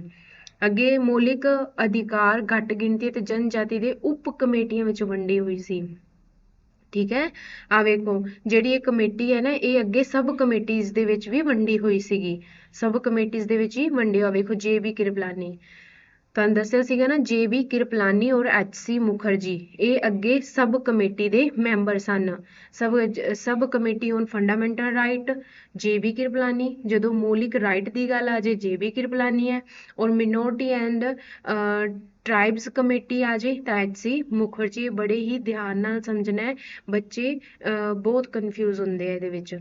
ਤਾਂ ਅੱਗੇ ਹੈਗਾ ਜੀ ਪ੍ਰੋਵੀਜ਼ਨਲ ਕਮੇਟੀ, ਸਰਦਾਰ ਵੱਲਭ ਭਾਈ ਪਟੇਲ। ਇਹ ਅਸੀਂ ਐਵੇਂ ਯਾਦ ਰੱਖਣਾ, ਦੇਖੋ ਸਾਨੂੰ ਉਂਝ ਪ੍ਰੋਵੀਜ਼ਨ ਮੰਨ ਲਓ ਯਾਦ ਨਹੀਂ ਰਹਿੰਦਾ। ਵੇਖੋ ਪ੍ਰੋਵੀਜ਼ਨਲ ਕਿਹਦੇ ਨਾਲ ਰਿਲੇਟ ਨੇ? ਇੱਕ ਸਟੇਟ ਨਾਲ ਰਿਲੇਟ ਹੈ, ਮਤਲਬ ਦੇਸ਼ ਦੇ ਅੰਦਰ ਇੰਟਰਨਲੀ ਰਿਲੇਟ ਹੈ। ਤਾਂ ਸਰਦਾਰ ਵੱਲਭ ਭਾਈ ਪਟੇਲ ਉਸ ਟਾਈਮ ਗ੍ਰਹਿ ਮੰਤਰੀ ਸਨ, ਠੀਕ ਹੈ। ਤਾਂ ਅਸੀਂ ਉਵੇਂ ਲਰਨ ਕਰ ਸਕਦੇ ਹਾਂ ਕਿ ਜਿਹੜਾ ਪ੍ਰਾਂਤੀ ਸੰਵਿਧਾਨ ਕਮੇਟੀ ਹੈ ਤਾਂ ਉਹਦੇ ਹੈੱਡ ਕੌਣ ਸੀਗੇ? ਸਰਦਾਰ ਵੱਲਭ ਭਾਈ ਪਟੇਲ ਸਨ। ਜਦੋਂ ਪ੍ਰਾਂਤੀ ਸੰਵਿਧਾਨ ਕਮੇਟੀ ਆ ਜਾਏ ਤਾਂ ਸਰਦਾਰ ਵੱਲਭ ਭਾਈ ਪਟੇਲ ਸਨ, ਭੁੱਲਦੇ ਤਾਂ ਨਹੀਂ ਹੁਣ। ਅੱਗੇ ਕਾਰਜ ਵਿਧੀ ਦੇ ਨਿਯਮ ਜੋ ਕਮੇਟੀ ਹੈ ਕਾਰਜ ਦੇ, ਹੁਣ ਤੁਹਾਨੂੰ ਇਹਦੇ ਵਿੱਚ ਹੋਰ ਇੱਕ ਟਿਪਸ ਦਿੰਨੀ ਆ। ਰੂਲਸ ਹੋ ਗਿਆ, ਸਟੀਅਰਿੰਗ ਹੋ ਗਿਆ, ਫਲੈਗ ਹੋ ਗਿਆ। रूल्स, स्टीयरिंग, फ्लैग और लॉ या कानून, ये 4 कमेटी। देखो ਐਵੇਂ ਆਪਾਂ ਮਤਲਬ ਤੁਹਾਨੂੰ ਇੱਕ ਯਾਦ ਹੀ ਕਰਵਾਉਣਾ ਹੈ, ਲਰਨ ਹੀ ਕਰਵਾਉਣਾ ਹੈ, ਤਾਂ ਤੁਸੀਂ ਇੱਦਾਂ ਲਰਨ ਕਰ ਸਕਦੇ ਹੋ ਕਿ ਜੋ ਡਾਕਟਰ ਰਜਿੰਦਰ ਪ੍ਰਸਾਦ ਜੀ ਸਨ ਨਾ, ਉਹ ਪਹਿਲੇ ਰੂਲ ਬਣਾਉਂਦੇ ਸੀਗੇ, ਫਿਰ ਸਟੀਅਰਿੰਗ ਘੁਮਾਉਂਦੇ ਸੀਗੇ ਰੂਲਸ ਦੇ, ਦੈਨ ਉਹ ਆਪਦੀ ਗੱਡੀ ਦੇ ਵਿੱਚ ਫਲੈਗ ਰੱਖਦੇ ਸਨ, ਕਾਨੂੰਨ ਮੰਤਰੀ ਵੀ ਉਹ ਸਨ। ਤਾਂ ਇਹਨਾਂ 4 ਕਮੇਟੀਆਂ ਦੇ ਹੈੱਡ ਕੌਣ ਸਨ? ਡਾਕਟਰ ਰਜਿੰਦਰ ਪ੍ਰਸਾਦ। ਰੂਲਸ ਕਮੇਟੀ, ਸਟੀਅਰਿੰਗ, ਫਲੈਗ ਔਰ ਲੋ ਕਮੇਟੀ, ਠੀਕ ਹੈ ਜੀ। ਅੱਗੇ ਫਿਰ ਆ ਗਏ ਰਾਜਾਂ ਸੰਬੰਧੀ, ਜਿਵੇਂ ਮੈਂ ਤੁਹਾਨੂੰ ਦੱਸਿਆ ਯੂਨੀਅਨ ਆ ਜੇ, ਸਟੇਟ ਆ ਜੇ ਤਾਂ ਕੌਣ ਹੈਗਾ? ਪੰਡਿਤ ਜਵਾਹਰ ਲਾਲ ਨਹਿਰੂ। ਅੱਗੇ ਜੀ ਹੁਣ ਅਸੀਂ ਡਰਾਫਟਿੰਗ ਕਮੇਟੀ ਬਾਰੇ ਚੰਗੀ ਤਰ੍ਹਾਂ ਗੱਲ ਕਰਦੇ ਹਾਂ। ਤਾਂ 29 ਅਗਸਤ ਇੱਕ ਮਿੰਟ ਬੱਚੋ। ਹਾਂਜੀ, 29 ਅਗਸਤ 1947 ਨੂੰ ਡਰਾਫਟਿੰਗ ਕਮੇਟੀ ਬਣੀ। ਇਹ ਈਅਰ ਡੇਟ ਸਾਡੇ ਲਈ ਬੜੀ ਹੀ ਜ਼ਰੂਰੀ ਹੈ। ਦੇਖੋ ਬਾਕੀ ਕਮੇਟੀਜ਼ ਦੀ ਆਪਾਂ ਨਹੀਂ ਪੜ੍ਹੀ ਕਿਉਂਕਿ ਸਿੱਧਾ ਬਸ ਹੈਡ ਹੀ ਪੁੱਛਦੇ, ਪਰ ਇਹਦੇ ਵਿੱਚ ਤਾਂ ਕੁਐਸਚਨ ਆਉਣਾ ਹੀ ਆਉਣਾ ਹੈ। ਚਾਹੇ ਲਾਸਟ ਕੇਡਰ ਦੇ ਵਿੱਚ ਕੁਐਸਚਨ ਆਇਆ ਸੀਗਾ, ਜੋ ਇਹਦੇ ਵਿੱਚ 7 ਮੈਂਬਰ ਸੀਗੇ ਉਹਨਾਂ ਵਿੱਚੋਂ ਆਇਆ ਸੀਗਾ ਕਿ ਹੇਠ ਲਿਖਿਆਂ ਦੇ ਵਿੱਚੋਂ ਡਰਾਫਟਿੰਗ ਕਮੇਟੀ ਦਾ ਮੈਂਬਰ ਨਹੀਂ ਹੈ। ਤਾਂ ਜਿਨ੍ਹਾਂ ਨੂੰ, ਜੇਕਰ ਕਈ ਬੱਚੇ ਐਵੇਂ ਕਰਦੇ ਬਸ 7 ਲਰਨ ਕਰ ਲੈਂਦੇ, ਨਹੀਂ, ਅਸੀਂ ਅੱਗੇ ਲਰਨ ਕਰਨੇ ਆ। ਸਾਰੇ ਮੈਂਬਰ ਜਿਹੜੇ ਹੈਗੇ ਆ ਉਹਨਾਂ ਮੈਂਬਰਾਂ ਨੂੰ ਵੀ ਪੜ੍ਹਨਾ ਹੈ। 2 ਮੈਂਬਰ ਚੇਂਜ ਵੀ ਹੋ ਗਏ ਸੀ, ਇੱਕ ਮੈਂਬਰ ਦੀ ਡੈਥ ਹੋਣ ਕਰਕੇ, ਇੱਕ ਮੈਂਬਰ ਦੀ ਹੈਲਥ ਵਿਗੜਨ ਕਰਕੇ ਉਹਨਾਂ ਨੇ ਜੋ ਰਿਜ਼ਾਈਨ ਦੇ ਦਿੱਤਾ ਸੀਗਾ। ਤਾਂ 29 ਅਗਸਤ 1947 ਨੂੰ ਜੋ ਡਰਾਫਟਿੰਗ ਕਮੇਟੀ ਬਣੀ, ਠੀਕ ਹੈ ਜੀ। ਇਹਦੇ ਵਿੱਚ 7 ਮੈਂਬਰ ਸਨ। ਹੁਣ ਮੈਂ ਤੁਹਾਨੂੰ ਟ੍ਰਿਕ ਦੱਸਣ ਜਾ ਰਹੀ ਹਾਂ 7 ਮੈਂਬਰ ਨੂੰ ਅਸੀਂ ਕਿਵੇਂ ਲਰਨ ਕਰਨਾ ਹੈ। ਬੱਚੇ ਕਹਿੰਦੇ ਕਿ ਜੀ ਸਾਨੂੰ ਤਾਂ ਲਰਨ ਨਹੀਂ ਹੁੰਦੇ, ਮਿਕਸ ਹੋ ਜਾਂਦੇ ਆ। ਨਹੀਂ ਕਰਦੇ ਆਪਾਂ mix. MBD bank, MBD bank, MBD bank, ਠੀਕ ਹੈ ਜੀ। ਤਾਂ ਸਭ ਤੋਂ ਪਹਿਲਾਂ ਮੁਹੰਮਦ ਸਦੁੱਲਾ, ਮੁਹੰਮਦ ਤਾਂ ਰਾਈਟ ਨਹੀਂ ਹੁੰਦਾ,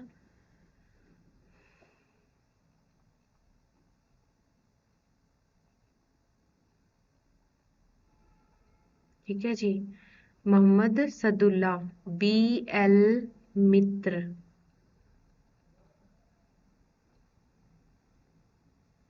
DP ਖੇਤਾਨ,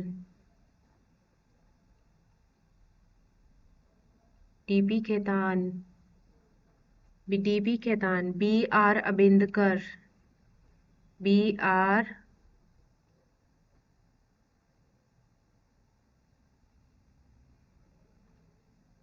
ठीक है, अलादी कृष्ण स्वामी, ठीक है जी। N Gopal Swami,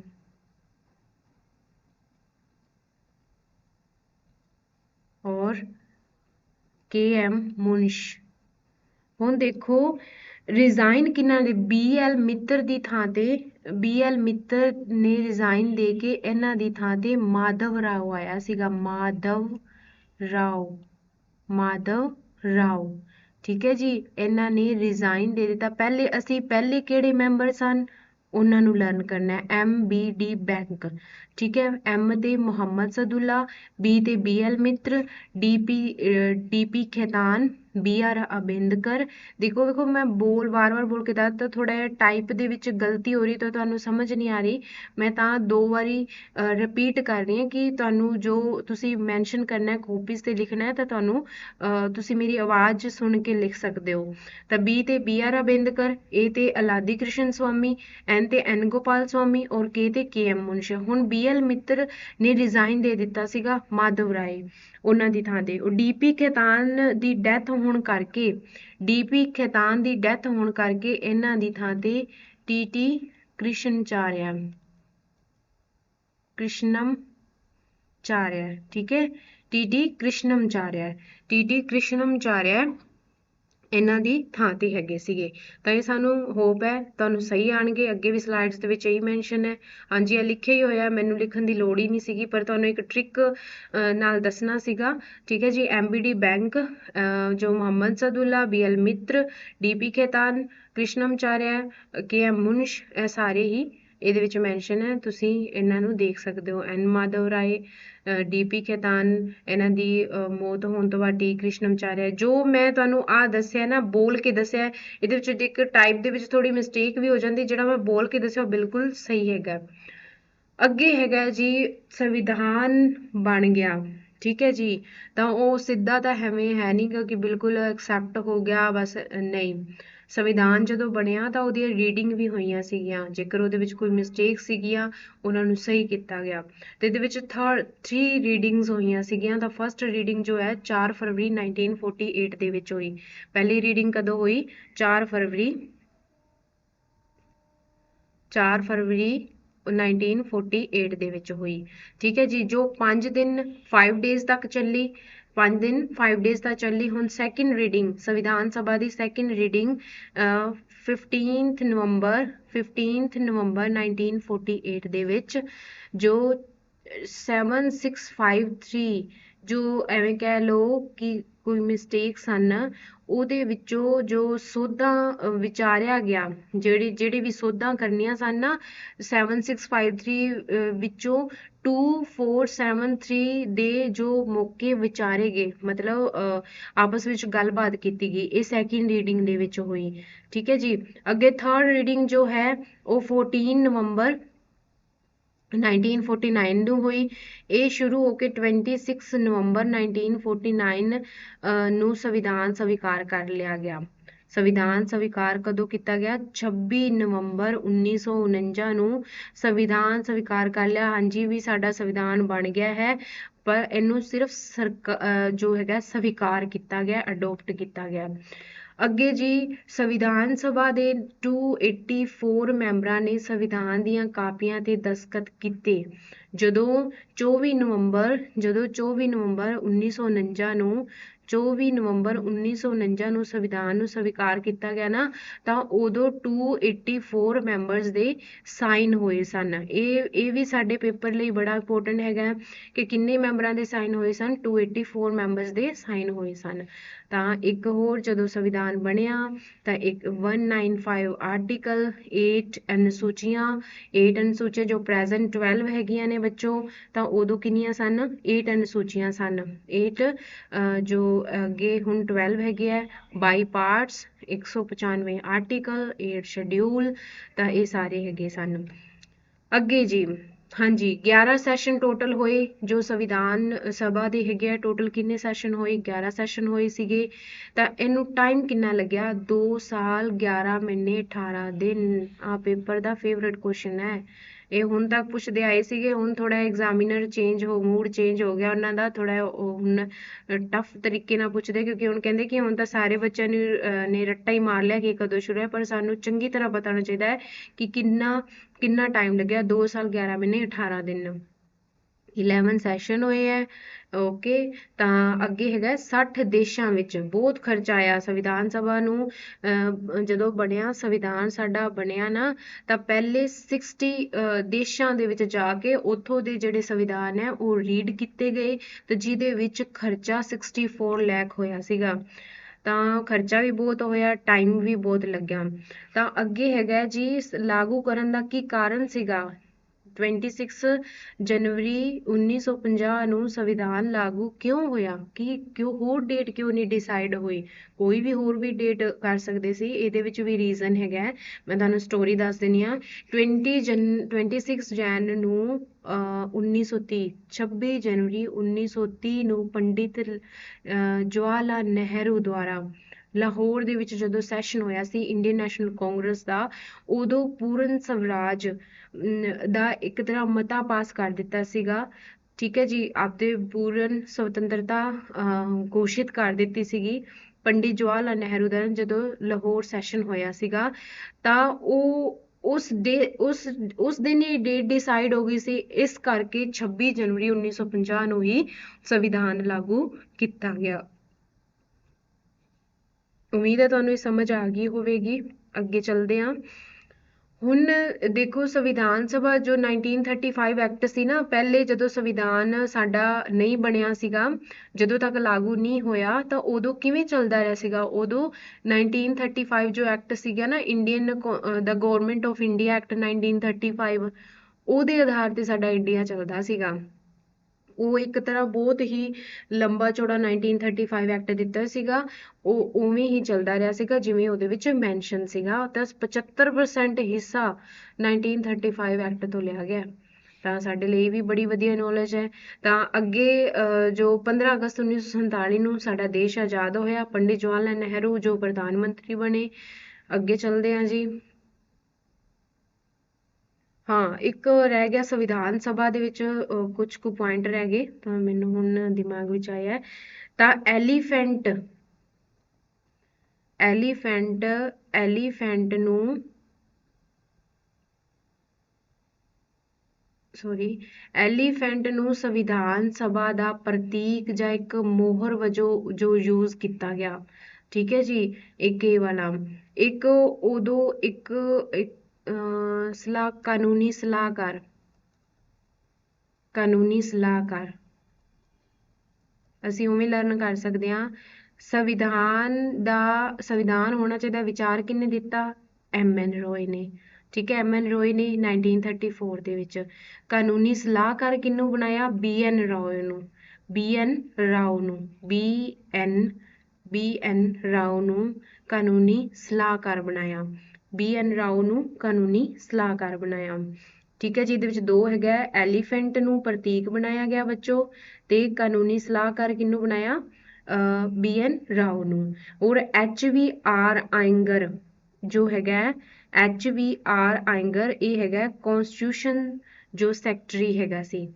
HVR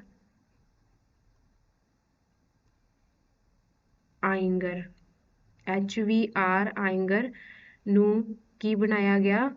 ਕੌਂਸਟੀਟਿਊਸ਼ਨਲ secretary. ਠੀਕ ਹੈ ਜੀ, ਠੀਕ ਹੈ ਬੱਚੋ, ਕੌਂਸਟੀਟਿਊਸ਼ਨਲ ਸੈਕਟਰੀ HV ਆਇੰਗਰ ਨੂੰ ਕੌਂਸਟੀਟਿਊਸ਼ਨ ਸੈਕਟਰੀ ਬਣਾਇਆ ਗਿਆ। ਐਲੀਫੈਂਟ ਪ੍ਰਤੀਕ ਸੀ ਸੰਵਿਧਾਨ ਸਭਾ ਦਾ। ਕਾਨੂੰਨੀ ਸਲਾਹਕਾਰ BN ਰਾਓ ਨੂੰ ਬਣਾਇਆ ਗਿਆ। ਹੁਣ ਚੀਫ ਡਰਾਫਟਮੈਨ, ਇੱਕ ਡਰਾਫਟਮੈਨ ਵੀ ਬਣਾਇਆ ਗਿਆ ਸੀਗਾ। ਡਰਾਫਟਮੈਨ ਚੀਫ ਡਰਾਫਟਮੈਨ। ਠੀਕ ਹੈ ਬੱਚੋ, ਚੀਫ ਡਰਾਫਟਮੈਨ ਕਿਹਨਾਂ ਨੂੰ ਬਣਾਇਆ? SN ਮੁਖਰਜੀ।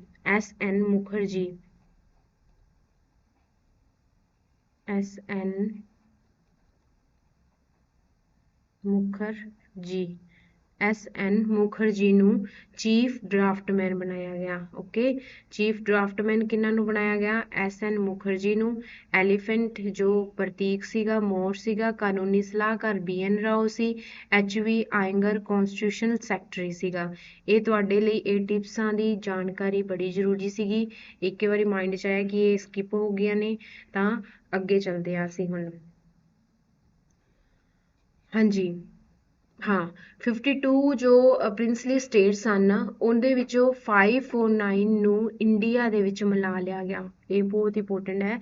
ਤਾਂ ਜਿਹੜੇ ਸਾਡੇ ਗ੍ਰਹਿ ਮੰਤਰੀ ਜੀ ਸਨ ਸਰਦਾਰ ਵੱਲਭ ਭਾਈ ਪਟੇਲ, ਉਹਨਾਂ ਦੀਆਂ ਬਹੁਤ ਕੋਸ਼ਿਸ਼ਾਂ ਦੇ ਕਰਕੇ ਤਾਂ ਸਾਡੇ ਇੱਥੇ 552 ਹੈਗਾ, ਤਾਂ ਵੈਸੇ 562 ਵੀ ਹੈਗਾ ਪ੍ਰਿੰਸਲੀ ਸਟੇਟਸ।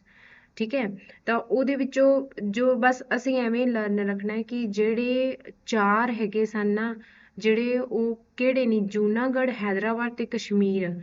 ਜੂਨਾਗੜ੍ਹ, ਹੈਦਰਾਬਾਦ ਤੇ ਕਸ਼ਮੀਰ ਜਿਹੜੇ ਹੈਗੇ ਆ ਉਹ ਮਤਲਬ ਨਹੀਂ ਐਡ ਹੋਏ ਸਨ। ਫਿਰ ਬਾਅਦ ਵਿੱਚ ਜੂਨਾਗੜ੍ਹ ਤੇ ਹੈਦਰਾਬਾਦ ਨੂੰ ਵੀ ਐਡ ਕਰ ਦਿੱਤਾ ਗਿਆ ਸੀਗਾ ਇੰਡੀਆ ਦੇ ਵਿੱਚ, ਪਰ ਕਸ਼ਮੀਰ ਦਾ ਤਾਂ ਹਾਲੇ ਵੀ ਕੋਈ ਡਿਸਾਈਡ ਹੀ ਨਹੀਂ ਹੋ ਰਿਹਾ ਕਿ ਉਹ ਇੰਡੀਆ ਦੇ ਵਿੱਚ ਹੈ ਜਾਂ ਪਾਕਿਸਤਾਨ ਦੇ ਵਿੱਚ ਹੈ। ਹਾਲੇ ਵੀ ਕਨਫਲਿਕਟ ਦੇ ਵਿੱਚ ਹੈਗਾ। ਤਾਂ ਟੋਟਲ ਇੱਥੇ ਦੇਖੋ ਬੱਚੋ 552 ਪ੍ਰਿੰਸਲੀ ਸਟੇਟਸ ਮੈਂਸ਼ਨ ਕੀਤੀਆਂ ਗਈਆਂ, ਤਾਂ 562 ਸੀਗੀਆਂ ਟੋਟਲ। ਠੀਕ ਹੈ, ਚਲੋ 562 ਜਾਂ 552, ਠੀਕ ਹੈ ਬੱਚੋ, ਪ੍ਰਿੰਸਲੀ ਸਟੇਟਸ ਸੀਗੀਆਂ। ਉਹਦੇ ਵਿੱਚੋਂ ਪਹਿਲੇ 3 ਐਡ ਨਹੀਂ ਹੋਈਆਂ ਜਦੋਂ ਸਰਦਾਰ ਵੱਲਭ ਭਾਈ ਪਟੇਲ ਜੀ ਦੁਆਰਾ ਕੋਸ਼ਿਸ਼ਾਂ ਕੀਤੀਆਂ ਗਿਆ। ਤਾਂ ਉਹ ਜੂਨਾਗੜ੍ਹ ਸੀਗਾ, ਹੈਦਰਾਬਾਦ ਸੀ ਤੇ ਕਸ਼ਮੀਰ ਸੀਗੇ। ਫਿਰ ਬਾਅਦ ਵਿੱਚ ਜੂਨਾਗੜ੍ਹ ਤੇ ਹੈਦਰਾਬਾਦ ਨੂੰ ਤਾਂ ਮਿਲਾ ਦਿੱਤਾ ਗਿਆ, ਪਰੰਤੂ ਕਸ਼ਮੀਰ ਤਾਂ ਹਾਲੇ ਵੀ ਆਪਣੇ ਆਪ ਨੂੰ ਮਤਲਬ ਕਦੇ ਪਾਕਿਸਤਾਨ ਵਾਲੇ ਪਾਸੇ ਮੰਨਦਾ, ਮਤਲਬ ਹਾਲੇ ਵੀ ਉਹ ਹੁਣ UT ਜਿਵੇਂ ਬਣ ਗਿਆ, ਪਰ ਹਾਲੇ ਵੀ ਵਿਵਾਦ ਵਿੱਚ ਹੀ ਹੈਗਾ। ਹਾਂਜੀ, ਅੱਗੇ ਫੀਚਰਸ ਹੈਗੀਆਂ ਨੇ, ਪਰ ਪਹਿਲੇ ਮੈਂ ਤੁਹਾਨੂੰ ਇਹ ਦੱਸ ਦੇਵਾਂ ਕਿ ਸੰਵਿਧਾਨ ਸਭਾ ਦੇ ਕੰਮ ਰਹਿ ਗਏ। ਸੰਵਿਧਾਨ ਸਭਾ ਦੇ ਕੰਮਾਂ ਨੂੰ ਨਾ ਇੱਥੇ ਨੀਚੇ ਅਸੀਂ ਲਿਖ ਦਿੰਦੇ ਹਾਂ, 1 ਮਿੰਟ।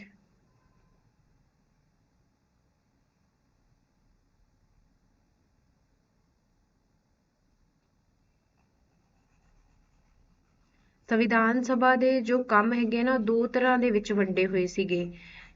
ਸੰਵਿਧਾਨ ਜੋ ਸਭਾ ਬਣੀ ਸੀ ਉਹਦੇ ਵਿੱਚ ਇੱਕ ਤਾਂ ਜਿਹੜੇ ਸੰਵਿਧਾਨ ਜੋ ਪਾਰਲੀਮੈਂਟ ਨੂੰ ਸੰਭਾਲਦੇ ਸੀਗੇ ਉਹਨਾਂ ਦੀ ਪ੍ਰਧਾਨਗੀ ਹੋਰ ਕਰਦੇ ਸੀਗੇ, ਤੇ ਜੋ ਸੰਵਿਧਾਨ ਦਾ ਨਿਰਮਾਣ ਕਰਦੇ ਸੀਗੇ ਉਹ ਡਾਕਟਰ ਰਜਿੰਦਰ ਪ੍ਰਸਾਦ ਜੀ ਸੰਭਾਲਦੇ ਸਨ, ਤੇ ਜੋ ਜਿਵੇਂ ਪਾਰਲੀਮੈਂਟ ਹੋ ਗਿਆ ਜਾਂ ਉਹਨਾਂ ਦੇ ਮੰਤਰੀ ਮੰਡਲ ਹੋ ਗਿਆ ਉਹਨਾਂ ਦੀ ਪ੍ਰਧਾਨਗੀ ਵੀ ਮਾਵਲੰਕਰ ਕਰਦੇ ਸਨ। ਤਾਂ ਮੈਂ ਇੱਥੇ ਬੱਚੋ ਮੈਂਸ਼ਨ ਕਰ ਦਿੰਨੀ ਆ।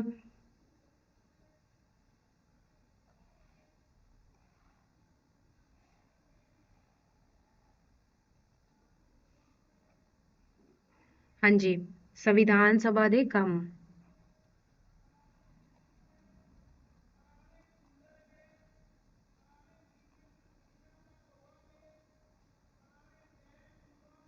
ਠੀਕ ਹੈ ਬੱਚੋ, ਸੰਵਿਧਾਨ ਸਭਾ ਦੇ ਕੰਮ 2 ਟਾਈਪ ਦੇ ਹੈਗੇ ਹੈ। ਇੱਕ ਤਾਂ ਸੰਵਿਧਾਨ ਦਾ ਨਿਰਮਾਣ, ਸੰਵਿਧਾਨ ਦਾ ਨਿਰਮਾਣ, ਠੀਕ ਹੈ। ਇੱਕ ਹੈਗਾ ਹੈ ਇੰਟਰਿਮ ਸੰਸਦ ਦੇ ਤੌਰ ਤੇ, ਅੰਤਰਿਮ ਸੰਸਦ ਦੇ ਤੌਰ ਤੇ, ਜੋ ਇੰਤਰਿਮ ਸਰਕਾਰ ਬਣੀ ਸੀ ਨਾ ਉਹਦੇ ਤੌਰ ਤੇ, ਅੰਤਰਿਮ ਸੰਸਦ ਦੇ ਤੌਰ ਤੇ, ਅੰਤਿਮ ਸੰਸਦ ਦੇ ਤੌਰ ਤੇ। ਤਾਂ ਜਦੋਂ ਨਿਰਮਾਣ ਹੋਇਆ ਸੰਵਿਧਾਨ ਦੇ ਜੋ ਕੰਮ ਹੈਗੇ ਸਨ ਉਹਨਾਂ ਦੀ ਪ੍ਰਧਾਨਗੀ ਕੌਣ ਕਰਦੇ ਸਨ? ਡਾਕਟਰ ਰਜਿੰਦਰ ਪ੍ਰਸਾਦ। ਕੌਣ ਕਰਦੇ ਸਨ? ਡਾਕਟਰ ਰਜਿੰਦਰ ਪ੍ਰਸਾਦ।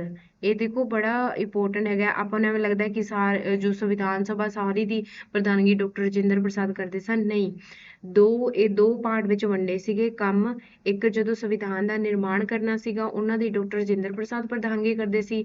ਜੋ ਇੰਟਰਿਮ ਸੰਸਦ ਦੇ ਤੌਰ ਤੇ ਜਿਹੜਾ ਵੀ ਕੰਮ ਹੈਗਾ ਸੀਗਾ, ਜਿਹੜੇ ਵੀ ਮੰਤਰੀ ਹੈਗੇ ਸੀਗੇ ਤਾਂ ਉਹਨਾਂ ਦੀ ਪ੍ਰਧਾਨਗੀ ਕੌਣ ਕਰਦੇ ਸੀ? HC ਮੁਖਰਜੀ। HC ਮੁਖਰਜੀ। ਠੀਕ ਹੈ ਬੱਚੋ, ਇਹ ਰਹਿੰਦੇ ਸੀਗੀ ਜਾਣਕਾਰੀ ਜੋ ਮੈਂ ਤੁਹਾਨੂੰ ਦੱਸ ਦਿੱਤੀ ਹੈ। ਤਾਂ ਅਸੀਂ ਅੱਗੇ ਚੱਲਦੇ ਹਾਂ। ਹਾਂਜੀ, ਹੁਣ ਹੈਗੀਆਂ ਨੇ ਫੀਚਰਸ। ਅਸੀਂ ਸਟਰਕਚਰ ਪੜ੍ਹ ਲਿਆ ਕਿ ਸੰਵਿਧਾਨ ਕਿਵੇਂ ਬਣਿਆ, ਵਿਚਾਰ ਕਿਹਦੇ ਚ ਆਇਆ, ਕੀ ਤਰੀਕਾ ਸੀ, ਉਹਦੇ ਵਿੱਚ ਕਮੇਟੀਜ਼ ਕਿੰਨੀਆਂ ਸੀਗੀਆਂ, ਕਿੰਨੇ ਮੈਂਬਰ ਸੀ, ਕਿਵੇਂ ਚੁਣੇ ਗਏ, ਸਾਰੇ ਬਾਰੇ ਅਸੀਂ ਕੋਸ਼ਿਸ਼ ਕੀਤੀ ਹੈ ਬੜੇ ਵਧੀਆ ਤਰੀਕੇ ਨਾਲ ਤੁਹਾਨੂੰ ਦੱਸਣ ਦੀ। ਜੇਕਰ ਫਿਰ ਵੀ ਕੋਈ ਜਾਣਕਾਰੀ ਰਹਿ ਗਈ ਹੋਵੇ ਤਾਂ ਉਹਦੇ ਲਈ क्षमा ਮੰਗਦੀ ਆ। ਤਾਂ ਅੱਗੇ ਜੀ ਅਸੀਂ ਫੀਚਰਸ ਕਰਦੇ ਆ ਇਹਦੇ ਯੂਕੇ। ਤਾਂ ਫੀਚਰਸ ਦੇਖੋ, ਫੀਚਰ ਦਾ ਮਤਲਬ ਕੀ ਹੈ ਕਿ ਜਿਹੜੇ ਸੰਵਿਧਾਨ ਦੀਆਂ ਵਿਸ਼ੇਸ਼ਤਾਵਾਂ, ਜਿਵੇਂ ਕਿ BR ਅੰਬੇਦਕਰ ਦੁਆਰਾ 60 ਦੇਸ਼ਾਂ ਦਾ ਸੰਵਿਧਾਨ ਪੜ੍ਹਿਆ ਗਿਆ, ਤਾਂ ਉਹਨਾਂ ਨੇ ਕਿਹੜੇ ਕਿਹੜੇ ਦੇਸ਼ ਤੋਂ ਆਈਡੀਆ ਲਏ ਸੀਗੇ, ਕਿਹੜੇ ਕਿਹੜੇ ਦੇਸ਼ ਤੋਂ ਪੁਆਇੰਟ ਚੱਕੇ ਸਨ ਕਿ ਹਾਂਜੀ ਜਿਵੇਂ ਯੂਕੇ ਤੋਂ ਹੈਗਾ ਪ੍ਰੈਜ਼ੀਡੈਂਟ ਲਿਖਿਆ ਹੋਇਆ, ਠੀਕ ਹੈ ਜੀ। ਇਸ ਤਰ੍ਹਾਂ ਕੈਬਨਿਟ ਮਿਨਿਸਟਰ ਲਏ, PM ਕਿੱਥੋਂ ਲਿਆ, ਜੋ ਫੰਡਾਮੈਂਟਲ ਰਾਈਟ ਕਿੱਥੋਂ ਲਿਆ, ਫੰਡਾਮੈਂਟਲ ਡਿਊਟੀਜ਼ ਕਿੱਥੋਂ ਲਿਆ, ਤਾਂ ਉਹ ਸਾਰਾ ਕੁਝ ਅਸੀਂ ਅੱਜ ਪੜਾਂਗੇ। ਅੱਗੇ ਪੜ੍ਹਦੇ ਹਾਂ। ਤਾਂ ਸਭ ਤੋਂ ਪਹਿਲੇ ਅਸੀਂ ਯੂਕੇ। ਤਾਂ ਯੂਕੇ ਦੇ ਵਿੱਚੋਂ ਸਭ ਤੋਂ ਪਹਿਲਾਂ ਪ੍ਰੈਜ਼ੀਡੈਂਟ ਹੈ। ਦੇਖੋ ਪ੍ਰੈਜ਼ੀਡੈਂਟ ਦੇ 3 ਜੋ ਹੈਗੇ ਆ ਪੁਆਇੰਟ। ਤਾਂ ਪ੍ਰੈਜ਼ੀਡੈਂਟ ਬਾਰੇ ਮੈਂ ਤੁਹਾਨੂੰ ਥੋੜੀ ਜਿਹੀ ਜਾਣਕਾਰੀ ਦਿੰਨੀ ਹੈਗੀ ਆ। ਹਾਂਜੀ, ਪ੍ਰੈਜ਼ੀਡੈਂਟ,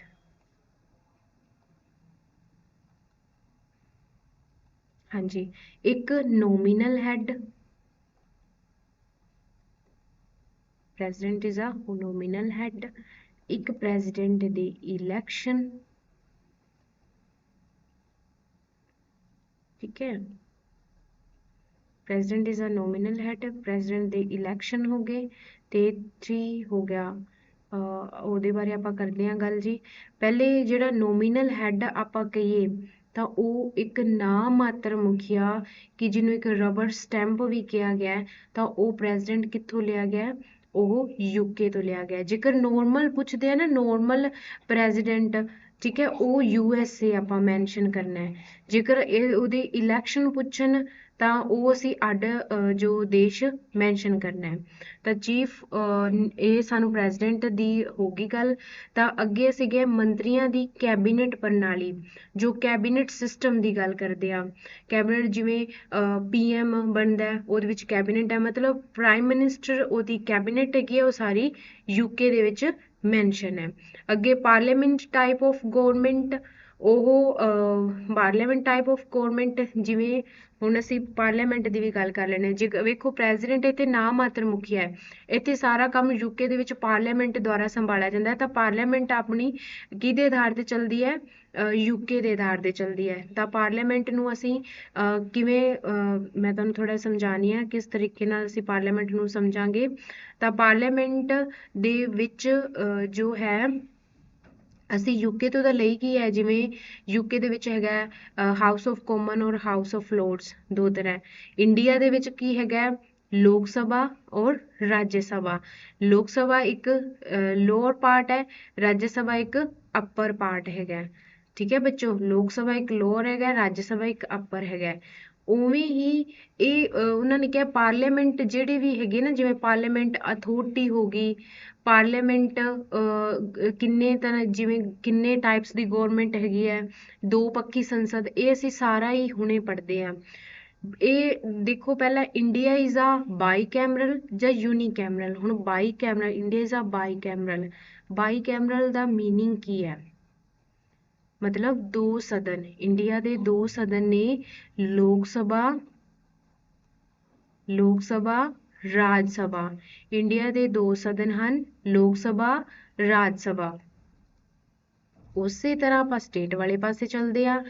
ਹੁਣ ਸਟੇਟ ਸਾਰੇ ਬਾਈ ਕੈਮਰਲ ਨਹੀਂ ਹਨ। ਇਹ ਪੰਜਾਬ ਵੀ ਇੱਕ ਯੂਨੀ ਕੈਮਰਲ ਹੈ, ਪਹਿਲੇ ਹੈਗਾ ਸੀਗਾ ਬਾਈ ਕੈਮਰਲ, ਹੁਣ ਅਸੀਂ ਸਮਝਦੇ ਹਾਂ। ਤਾਂ ਜਿਹੜੀ ਸਟੇਟਾਂ ਦੇ ਵਿੱਚ ਵਿਧਾਨ ਸਭਾ ਵੀ ਹੈ, ਵਿਧਾਨ ਪਰਿਸ਼ਦ ਹੈ, ਉਹ ਬਾਈ ਕੈਮਰਲ ਹੈ। ਜਿਹੜੀ ਸਟੇਟਾਂ ਦੇ ਵਿੱਚ ਇਕੱਲਾ ਹੈ ਵਿਧਾਨ ਸਭਾ, ਉਹ ਇੱਕ ਯੂਨੀ ਕੈਮਰਲ ਹੈ, ਜਿਵੇਂ ਪੰਜਾਬ ਇਜ਼ ਅ ਯੂਨੀ ਕੈਮਰਲ। ਤਾਂ ਹੁਣ ਜੋ ਜਿਨ੍ਹਾਂ ਦੇ ਵਿੱਚ ਦੋ ਹੈਗੇ ਆ, ਅਸੀਂ ਉਹ ਵੀ ਗੱਲ ਕਰ ਲੈਂਦੇ ਹਾਂ। ਵਿਧਾਨ ਪਰਿਸ਼ਦ ਦੇਖੋ ਬੱਚੇ, ਪਹਿਲੇ 7 ਵਿੱਚ ਹੈਗੀ ਸੀਗੀ, 7 ਸਟੇਟਸ ਦੇ ਵਿੱਚ ਸੀ। ਜਦੋਂ ਜੰਮੂ ਕਸ਼ਮੀਰ 2020 ਦੇ ਵਿੱਚ ਉਹਨਾਂ ਨੂੰ ਯੂਟੀ ਬਣਾ ਦਿੱਤਾ ਗਿਆ, ਤਾਂ ਉਹਨੂੰ ਵਿਧਾਨ ਪਰਿਸ਼ਦ ਆਪਣੇ ਆਪ ਹੀ ਡਿਸੋਲਵ ਹੋ ਜਾਣੀ ਸੀਗੀ। ਤਾਂ 6 ਰਹਿ ਗਏ। ਤਾਂ ਉਹ 6 ਕਿਹੜੇ ਹੈਗੇ ਆ ਵਿਧਾਨ ਪਰਿਸ਼ਦ ਦੇ? ਜੋ 6 ਕਿਹੜੀਆਂ ਸਟੇਟਸ ਹੈਗੀਆਂ ਨੇ? ਇੱਕ ਟ੍ਰਿਕ ਹੈਗੀ ਹੈ ਐਟ ਕੁੰਭ। ਠੀਕ ਹੈ ਬੱਚੋ, ਐਟ ਕੁੰਭ। ਆਂਧਰਾ ਪ੍ਰਦੇਸ਼, तेलंगाना, उत्तर प्रदेश,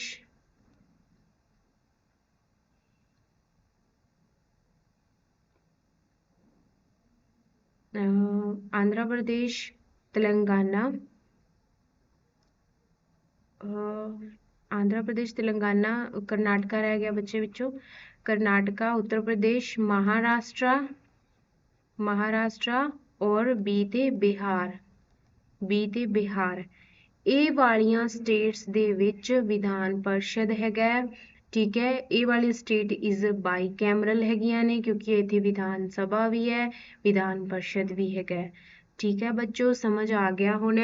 ਜਿਹੜਾ ਵੀ ਪਾਰਲੀਮੈਂਟ ਯੂਕੇ ਤੋਂ ਹੀ ਚੱਕਿਆ ਹੈ। ਯੂਕੇ ਦੇ ਵਿੱਚ ਵੀ ਪਾਰਲੀਮੈਂਟ ਸੰਸਦ, ਜਿਵੇਂ ਕਿ ਲੋਕ ਸਭਾ, ਰਾਜ ਸਭਾ ਹੈਗੀ ਆਪਣੀ ਇੰਡੀਆ ਦੇ ਵਿੱਚ, ਉੱਥੇ ਹਾਊਸ ਆਫ ਕਾਮਨ ਔਰ ਹਾਊਸ ਆਫ ਲੋਰਡਸ ਹੈਗੀ ਹੈ। ਜਿਵੇਂ ਹਾਊਸ ਆਫ ਕਾਮਨ ਉੱਥੇ ਹੈ, ਉਵੇਂ ਆਪਣੇ ਇੱਥੇ ਲੋਕ ਸਭਾ ਹੈਗੀ ਹੈ, ਜੋ ਜਨਤਾ ਦੁਆਰਾ ਚੁਣੀ ਗਈ ਹੈ। ਉੱਥੇ ਜਿਵੇਂ ਹਾਊਸ ਆਫ ਲੋਰਡਸ ਹੈ, ਇੱਥੇ ਜਿਵੇਂ ਆਪਣੀ ਰਾਜ ਸਭਾ ਹੈਗੀ ਹੈ, ਉਵੇਂ ਹੈਗੀ ਹੈ। ਅਸੀਂ ਪਾਰਲੀਮੈਂਟ ਬਾਰੇ ਉਮੀਦ ਹੈ ਤੁਹਾਨੂੰ ਸਾਰੀ ਸਮਝ ਆ ਜਾਏਗੀ। ਦੋ ਪੱਖੀ ਸੰਸਦ ਹੋ ਗਏ, ਜਿਵੇਂ ਕਿ ਲੋਕ ਸਭਾ, ਰਾਜ ਸਭਾ, ਉੱਥੇ ਹਾਊਸ ਤਾਂ ਕਰਕੇ ਸੇਮ ਉਵੇਂ ਲਿਆ ਗਿਆ ਹੈ। ਪਾਰਲੀਮੈਂਟ ਟਾਈਪਸ ਆਫ ਗਵਰਨਮੈਂਟ, ਇਹ ਵੀ ਤੁਹਾਨੂੰ ਸਾਰੀ ਮੈਂਸ਼ਨ ਕਰ ਦਿੱਤੀ ਅੱਗੇ। Council of minister responsible of, ਉਹਨਾਂ ਦੀ ਡਿਊਟੀ ਕੀ ਹੈ? ਠੀਕ ਹੈ, ਹੇਠਲੇ ਸਦਨ ਲਈ ਜ਼ਿੰਮੇਵਾਰ ਮੰਤਰੀ ਮੰਡਲ, ਜਿਵੇਂ ਹੇਠਲੇ ਸਦਨ ਜਿਹੜੇ ਹੋ ਗਏ ਲੋਕ ਸਭਾ ਦੇ, ਉਹਨਾਂ ਦੇ ਮੰਤਰੀ ਮੰਡਲ ਉਹ ਇੱਥੋਂ ਲਏ ਗਏ। ਲੋਕ ਸਭਾ ਸਪੀਕਰ ਹੁੰਦੇ ਕੌਣ ਹੈਗੇ ਆ ਜੀ? ਲੋਕ ਸਭਾ ਸਪੀਕਰ ਓਮ ਬਿਰਲਾ। ਠੀਕ ਹੈ, ਤਾਂ ਇਸ ਤਰ੍ਹਾਂ ਲੋਕ ਸਭਾ ਸਪੀਕਰ ਕਿੱਥੋਂ ਲੈ ਗਏ? ਯੂਕੇ ਤੋਂ। ਸਿੰਗਲ ਸਿਟੀਜ਼ਨਸ਼ਿਪ, ਹੁਣ ਤੁਹਾਨੂੰ ਥੋੜਾ ਸਿੰਗਲ ਸਿਟੀਜ਼ਨਸ਼ਿਪ ਬਾਰੇ ਦੱਸਦਾ। ਸਿੰਗਲ ਸਿਟੀਜ਼ਨਸ਼ਿਪ ਦਾ ਮਤਲਬ ਇਹ ਹੁੰਦਾ ਹੈ ਕਿ ਜਿਸ ਤਰ੍ਹਾਂ ਕੋਈ ਵਿਦੇਸ਼ ਚਲਿਆ ਜਾਂਦਾ ਹੈ, ਤਾਂ ਜੇਕਰ ਉਹ ਲਗਾਤਾਰ 5 ਸਾਲ ਰਹੇਗਾ ਤਾਂ ਉਹਦੀ ਆਟੋਮੈਟਿਕ ਇੰਡੀਆ ਦੀ ਸਿਟੀਜ਼ਨਸ਼ਿਪ ਕੱਟ ਹੋ ਜਾਏਗੀ। ਠੀਕ ਹੈ, ਇੰਡੀਆ ਦੀ ਸਿਟੀਜ਼ਨਸ਼ਿਪ ਚਲੀ ਜਾਏਗੀ। ਤਾਂ ਕਰਕੇ ਇੰਡੀਆ ਵਿੱਚ ਸਿੰਗਲ ਸਿਟੀਜ਼ਨਸ਼ਿਪ ਹੈ, ਤਾਂ ਉਹ ਡਬਲ ਸਿਟੀਜ਼ਨਸ਼ਿਪ ਨਹੀਂ ਹੈਗੀ। ਉਵੇਂ ਹੀ ਯੂਕੇ ਦੇ ਵਿੱਚ ਵੀ ਸਿੰਗਲ ਸਿਟੀਜ਼ਨਸ਼ਿਪ ਹੈਗੀ ਹੈ। ਤਾਂ ਪਾਰਲੀਮੈਂਟਰੀ ਅਥਾਰਟੀ ਅਸੀਂ ਪੜ੍ਹ ਚੁੱਕੇ ਹਾਂ। ਹਾਂਜੀ, ਇਹ ਸਾਰੇ ਯੂਕੇ ਤੋਂ ਲੈ ਗਏ ਆ। ਜਿਹੜੇ ਕਿ ਸਿੱਧਾ ਸਿੱਧਾ ਕੁਐਸਚਨ ਆਉਂਦਾ ਹੈ, ਲੋਕ ਸਭਾ ਸਪੀਕਰ ਜੋ ਹੈ ਜਾਂ ਪਾਰਲੀਮੈਂਟ ਕਿਹੜੇ ਦੇਸ਼ ਤੋਂ ਲਈ ਗਈ ਹੈ ਸੰਵਿਧਾਨ ਦੇ ਵਿੱਚ, ਇਸ ਤਰ੍ਹਾਂ ਆਉਂਦੇ ਆ ਕੁਐਸਚਨ। ਹਾਂਜੀ, ਤਾਂ ਉਹ ਜੋ ਪਿੱਛੇ ਰਹਿੰਦਾ ਸੀਗਾ ਪ੍ਰੈਜ਼ੀਡੈਂਟ, ਜੇਕਰ ਪ੍ਰੈਜ਼ੀਡੈਂਟ ਨੋਰਮਲ ਸਾਨੂੰ ਪੁੱਛਦੇ ਆ ਤਾਂ ਅਸੀਂ ਯੂਐਸਏ ਨੂੰ ਹੀ ਲਗਾਵਾਂਗੇ। ਨੋਮੀਨਲ ਹੈਡ ਪੁੱਛਦੇ ਆ ਤਾਂ ਯੂਕੇ ਕਰਵਾਵਾਂਗੇ। ਔਰ ਇਲੈਕਸ਼ਨ ਹੈਗੇ ਆ ਤਾਂ ਉਹ ਇਲੈਕਸ਼ਨ ਸ਼ਾਇਦ ਜਾਪਾਨ ਵਿੱਚੋਂ ਲਏ ਗਏ ਆ, ਉਹ ਅਸੀਂ ਅੱਗੇ ਪੜਾਂਗੇ। ਪਹਿਲੇ ਹੁਣ ਯੂਐਸਏ ਦੀ ਗੱਲ ਕਰਦੇ ਆ। ਤਾਂ ਰਿਟਨ ਕੌਨਸਟੀਟਿਊਸ਼ਨ ਲਿਖਤੀ ਸੰਵਿਧਾਨ ਯੂਐਸਏ ਦਾ ਹੈ। ਠੀਕ ਹੈ, ਸਭ ਤੋਂ ਪੁਰਾਣਾ ਜੋ ਸੰਵਿਧਾਨ ਹੈਗਾ ਯੂਐਸਏ ਦਾ ਹੈ ਤੇ ਸਭ ਤੋਂ ਛੋਟਾ ਸੰਵਿਧਾਨ ਯੂਐਸਏ ਦਾ। 7 ਆਰਟੀਕਲ ਨੇ। ਠੀਕ ਹੈ, ਅੱਗੇ ਰਾਸ਼ਟਰਪਤੀ ਭਾਰਤੀ ਸੈਨਾਵਾਂ ਦਾ ਸਰਵਉੱਚ ਅਧਿਕਾਰੀ, ਜਿਵੇਂ ਹੁਣ ਤਿੰਨੋਂ ਸੈਨਾਵਾਂ ਦਾ ਸਾਨੂੰ ਪਤਾ ਹੀ ਹੈਗਾ। ਠੀਕ ਹੈ, ਉਹਨਾਂ ਦਾ ਸਰਵਉੱਚ ਅਧਿਕਾਰੀ ਹੈਗਾ, ਉਵੇਂ ਇਹ ਯੂਐਸਏ ਦੇ ਵਿੱਚ ਵੀ ਏਦਾਂ ਹੈਗਾ, ਤਾਂ ਉੱਥੋਂ ਚੱਕਿਆ ਗਿਆ। ਫੰਡਾਮੈਂਟਲ ਰਾਈਟਸ ਦੀ ਕੁਝ ਜਾਣਕਾਰੀ ਦੇ ਦਾਂ, ਬਾਕੀ ਦਾ ਅੱਡ ਇੱਕ ਲੈਕਚਰ ਹੋਵੇਗਾ। ਫੰਡਾਮੈਂਟਲ ਰਾਈਟਸ ਦੇ 12 to 35 ਆਰਟੀਕਲ ਨੇ। ਠੀਕ ਹੈ ਜੀ, ਜਿਹਦੇ ਵਿੱਚ 14 ਤੋਂ 32 ਤੱਕ ਸਾਡੇ ਜੋ ਮੌਲਿਕ ਅਧਿਕਾਰ ਹਨ। ਠੀਕ ਹੈ, ਵੈਸੇ ਫੰਡਾਮੈਂਟਲ ਰਾਈਟਸ ਦੇ ਜੋ ਆਰਟੀਕਲ ਹੈਗੇ ਆ ਉਹ 12 to 35 ਹੈਗੇ ਆ। ਉਹ ਅੱਗੇ ਹੈਗਾ ਜੀ ਸੁਪਰੀਮ ਕੋਰਟ ਜੱਜਾਂ ਨੂੰ ਹਟਾਉਣਾ। ਸੁਪਰੀਮ ਕੋਰਟ ਜੋ ਰਿਮੂਵਲ ਹੈਗੇ ਆ, ਸੁਪਰੀਮ ਕੋਰਟ ਵੈਸੇ ਸਟਾਰਟ ਕਿਹੜੇ ਆਰਟੀਕਲ ਤੋਂ ਹੁੰਦੀ ਹੈ? 124 ਆਰਟੀਕਲ ਦੇ ਵਿੱਚ। ਇਹਦੇ ਵਿੱਚ ਹੀ ਜੱਜਾਂ ਨੂੰ ਹਟਾਉਣ ਦੀ ਵੀ ਪ੍ਰਕਿਰਿਆ ਦੱਸੀ ਹੋਈ ਹੈ। ਜੱਜਾਂ ਨੂੰ ਕਿਵੇਂ ਰੱਖਣਾ ਹੈ ਉਹ ਵੀ ਇਹਦੇ ਵਿੱਚ ਪ੍ਰੋਸੈਸ ਦੱਸਿਆ ਹੋਇਆ। ਤਾਂ 124 ਦੇ ਵਿੱਚ ਤਾਂ ਸੁਪਰੀਮ ਕੋਰਟ ਤੇ ਉਹਨਾਂ ਨੂੰ ਜੱਜਾਂ ਨੂੰ ਹਟਾਉਣਾ ਕਿੱਥੋਂ ਲਿਆ ਗਿਆ? ਯੂਐਸਏ ਤੋਂ ਲਿਆ ਗਿਆ ਹੈ। ਅੱਗੇ ਐਡਮਿਨਿਸਟ੍ਰੇਸ਼ਨ ਆਫ ਸਟੇਟਸ, ਰਾਜਾਂ ਦਾ ਪ੍ਰਬੰਧ ਕਿਵੇਂ ਹੈ? ਯੂਐਸਏ ਦੇ ਵਿੱਚ। ਠੀਕ ਹੈ ਜੀ, ਨਿਆਂਪਾਲਿਕਾ ਦੀ ਆਜ਼ਾਦੀ ਤੇ ਨਿਆਇਕ ਸਮੀਖਿਆ, independence of the judiciary and judicial review, ਇਹ ਵੀ ਲਿਆ ਗਿਆ ਜੁਡੀਸ਼ੀਅਲ ਰਿਵਿਊ ਵੀ। ਅੱਗੇ ਹੈਗਾ ਪ੍ਰਸਤਾਵਨਾ ਦਾ ਵਿਚਾਰ, ਮੋਸਟ ਇੰਪੋਰਟੈਂਟ। ਪ੍ਰਸਤਾਵਨਾ ਨੂੰ ਕੀ ਬੋਲ ਦਿੰਦੇ ਆ? ਸਾਡਾ ਨੈਕਸਟ ਲੈਕਚਰ ਪ੍ਰੈਂਬਲ ਹੀ ਹੋਏਗਾ। ਠੀਕ ਹੈ, ਤਾਂ ਪ੍ਰਸਤਾਵਨਾ ਨੂੰ introduction of constitution, first page of constitution, ਪ੍ਰਸਤਾਵਨਾ ਫਸਟ ਪੇਜ ਹੈਗੀ ਹੈ।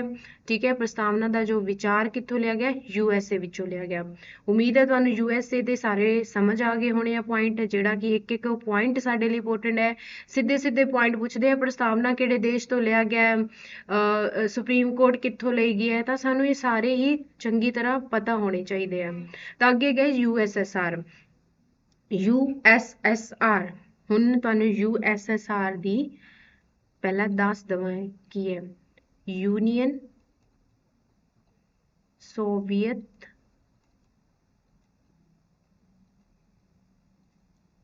Socialist Republic, union Soviet socialist Republic.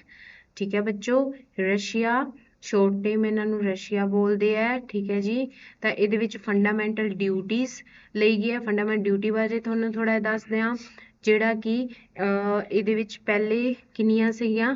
ਜਦੋਂ ਕਨਸਟੀਟਿਊਸ਼ਨ ਬਣਿਆ ਫੰਡਾਮੈਂਟਲ ਡਿਊਟੀਜ਼ ਨਹੀਂ ਐਡ ਕੀਤੀਆਂ ਗਈਆਂ ਸਨ।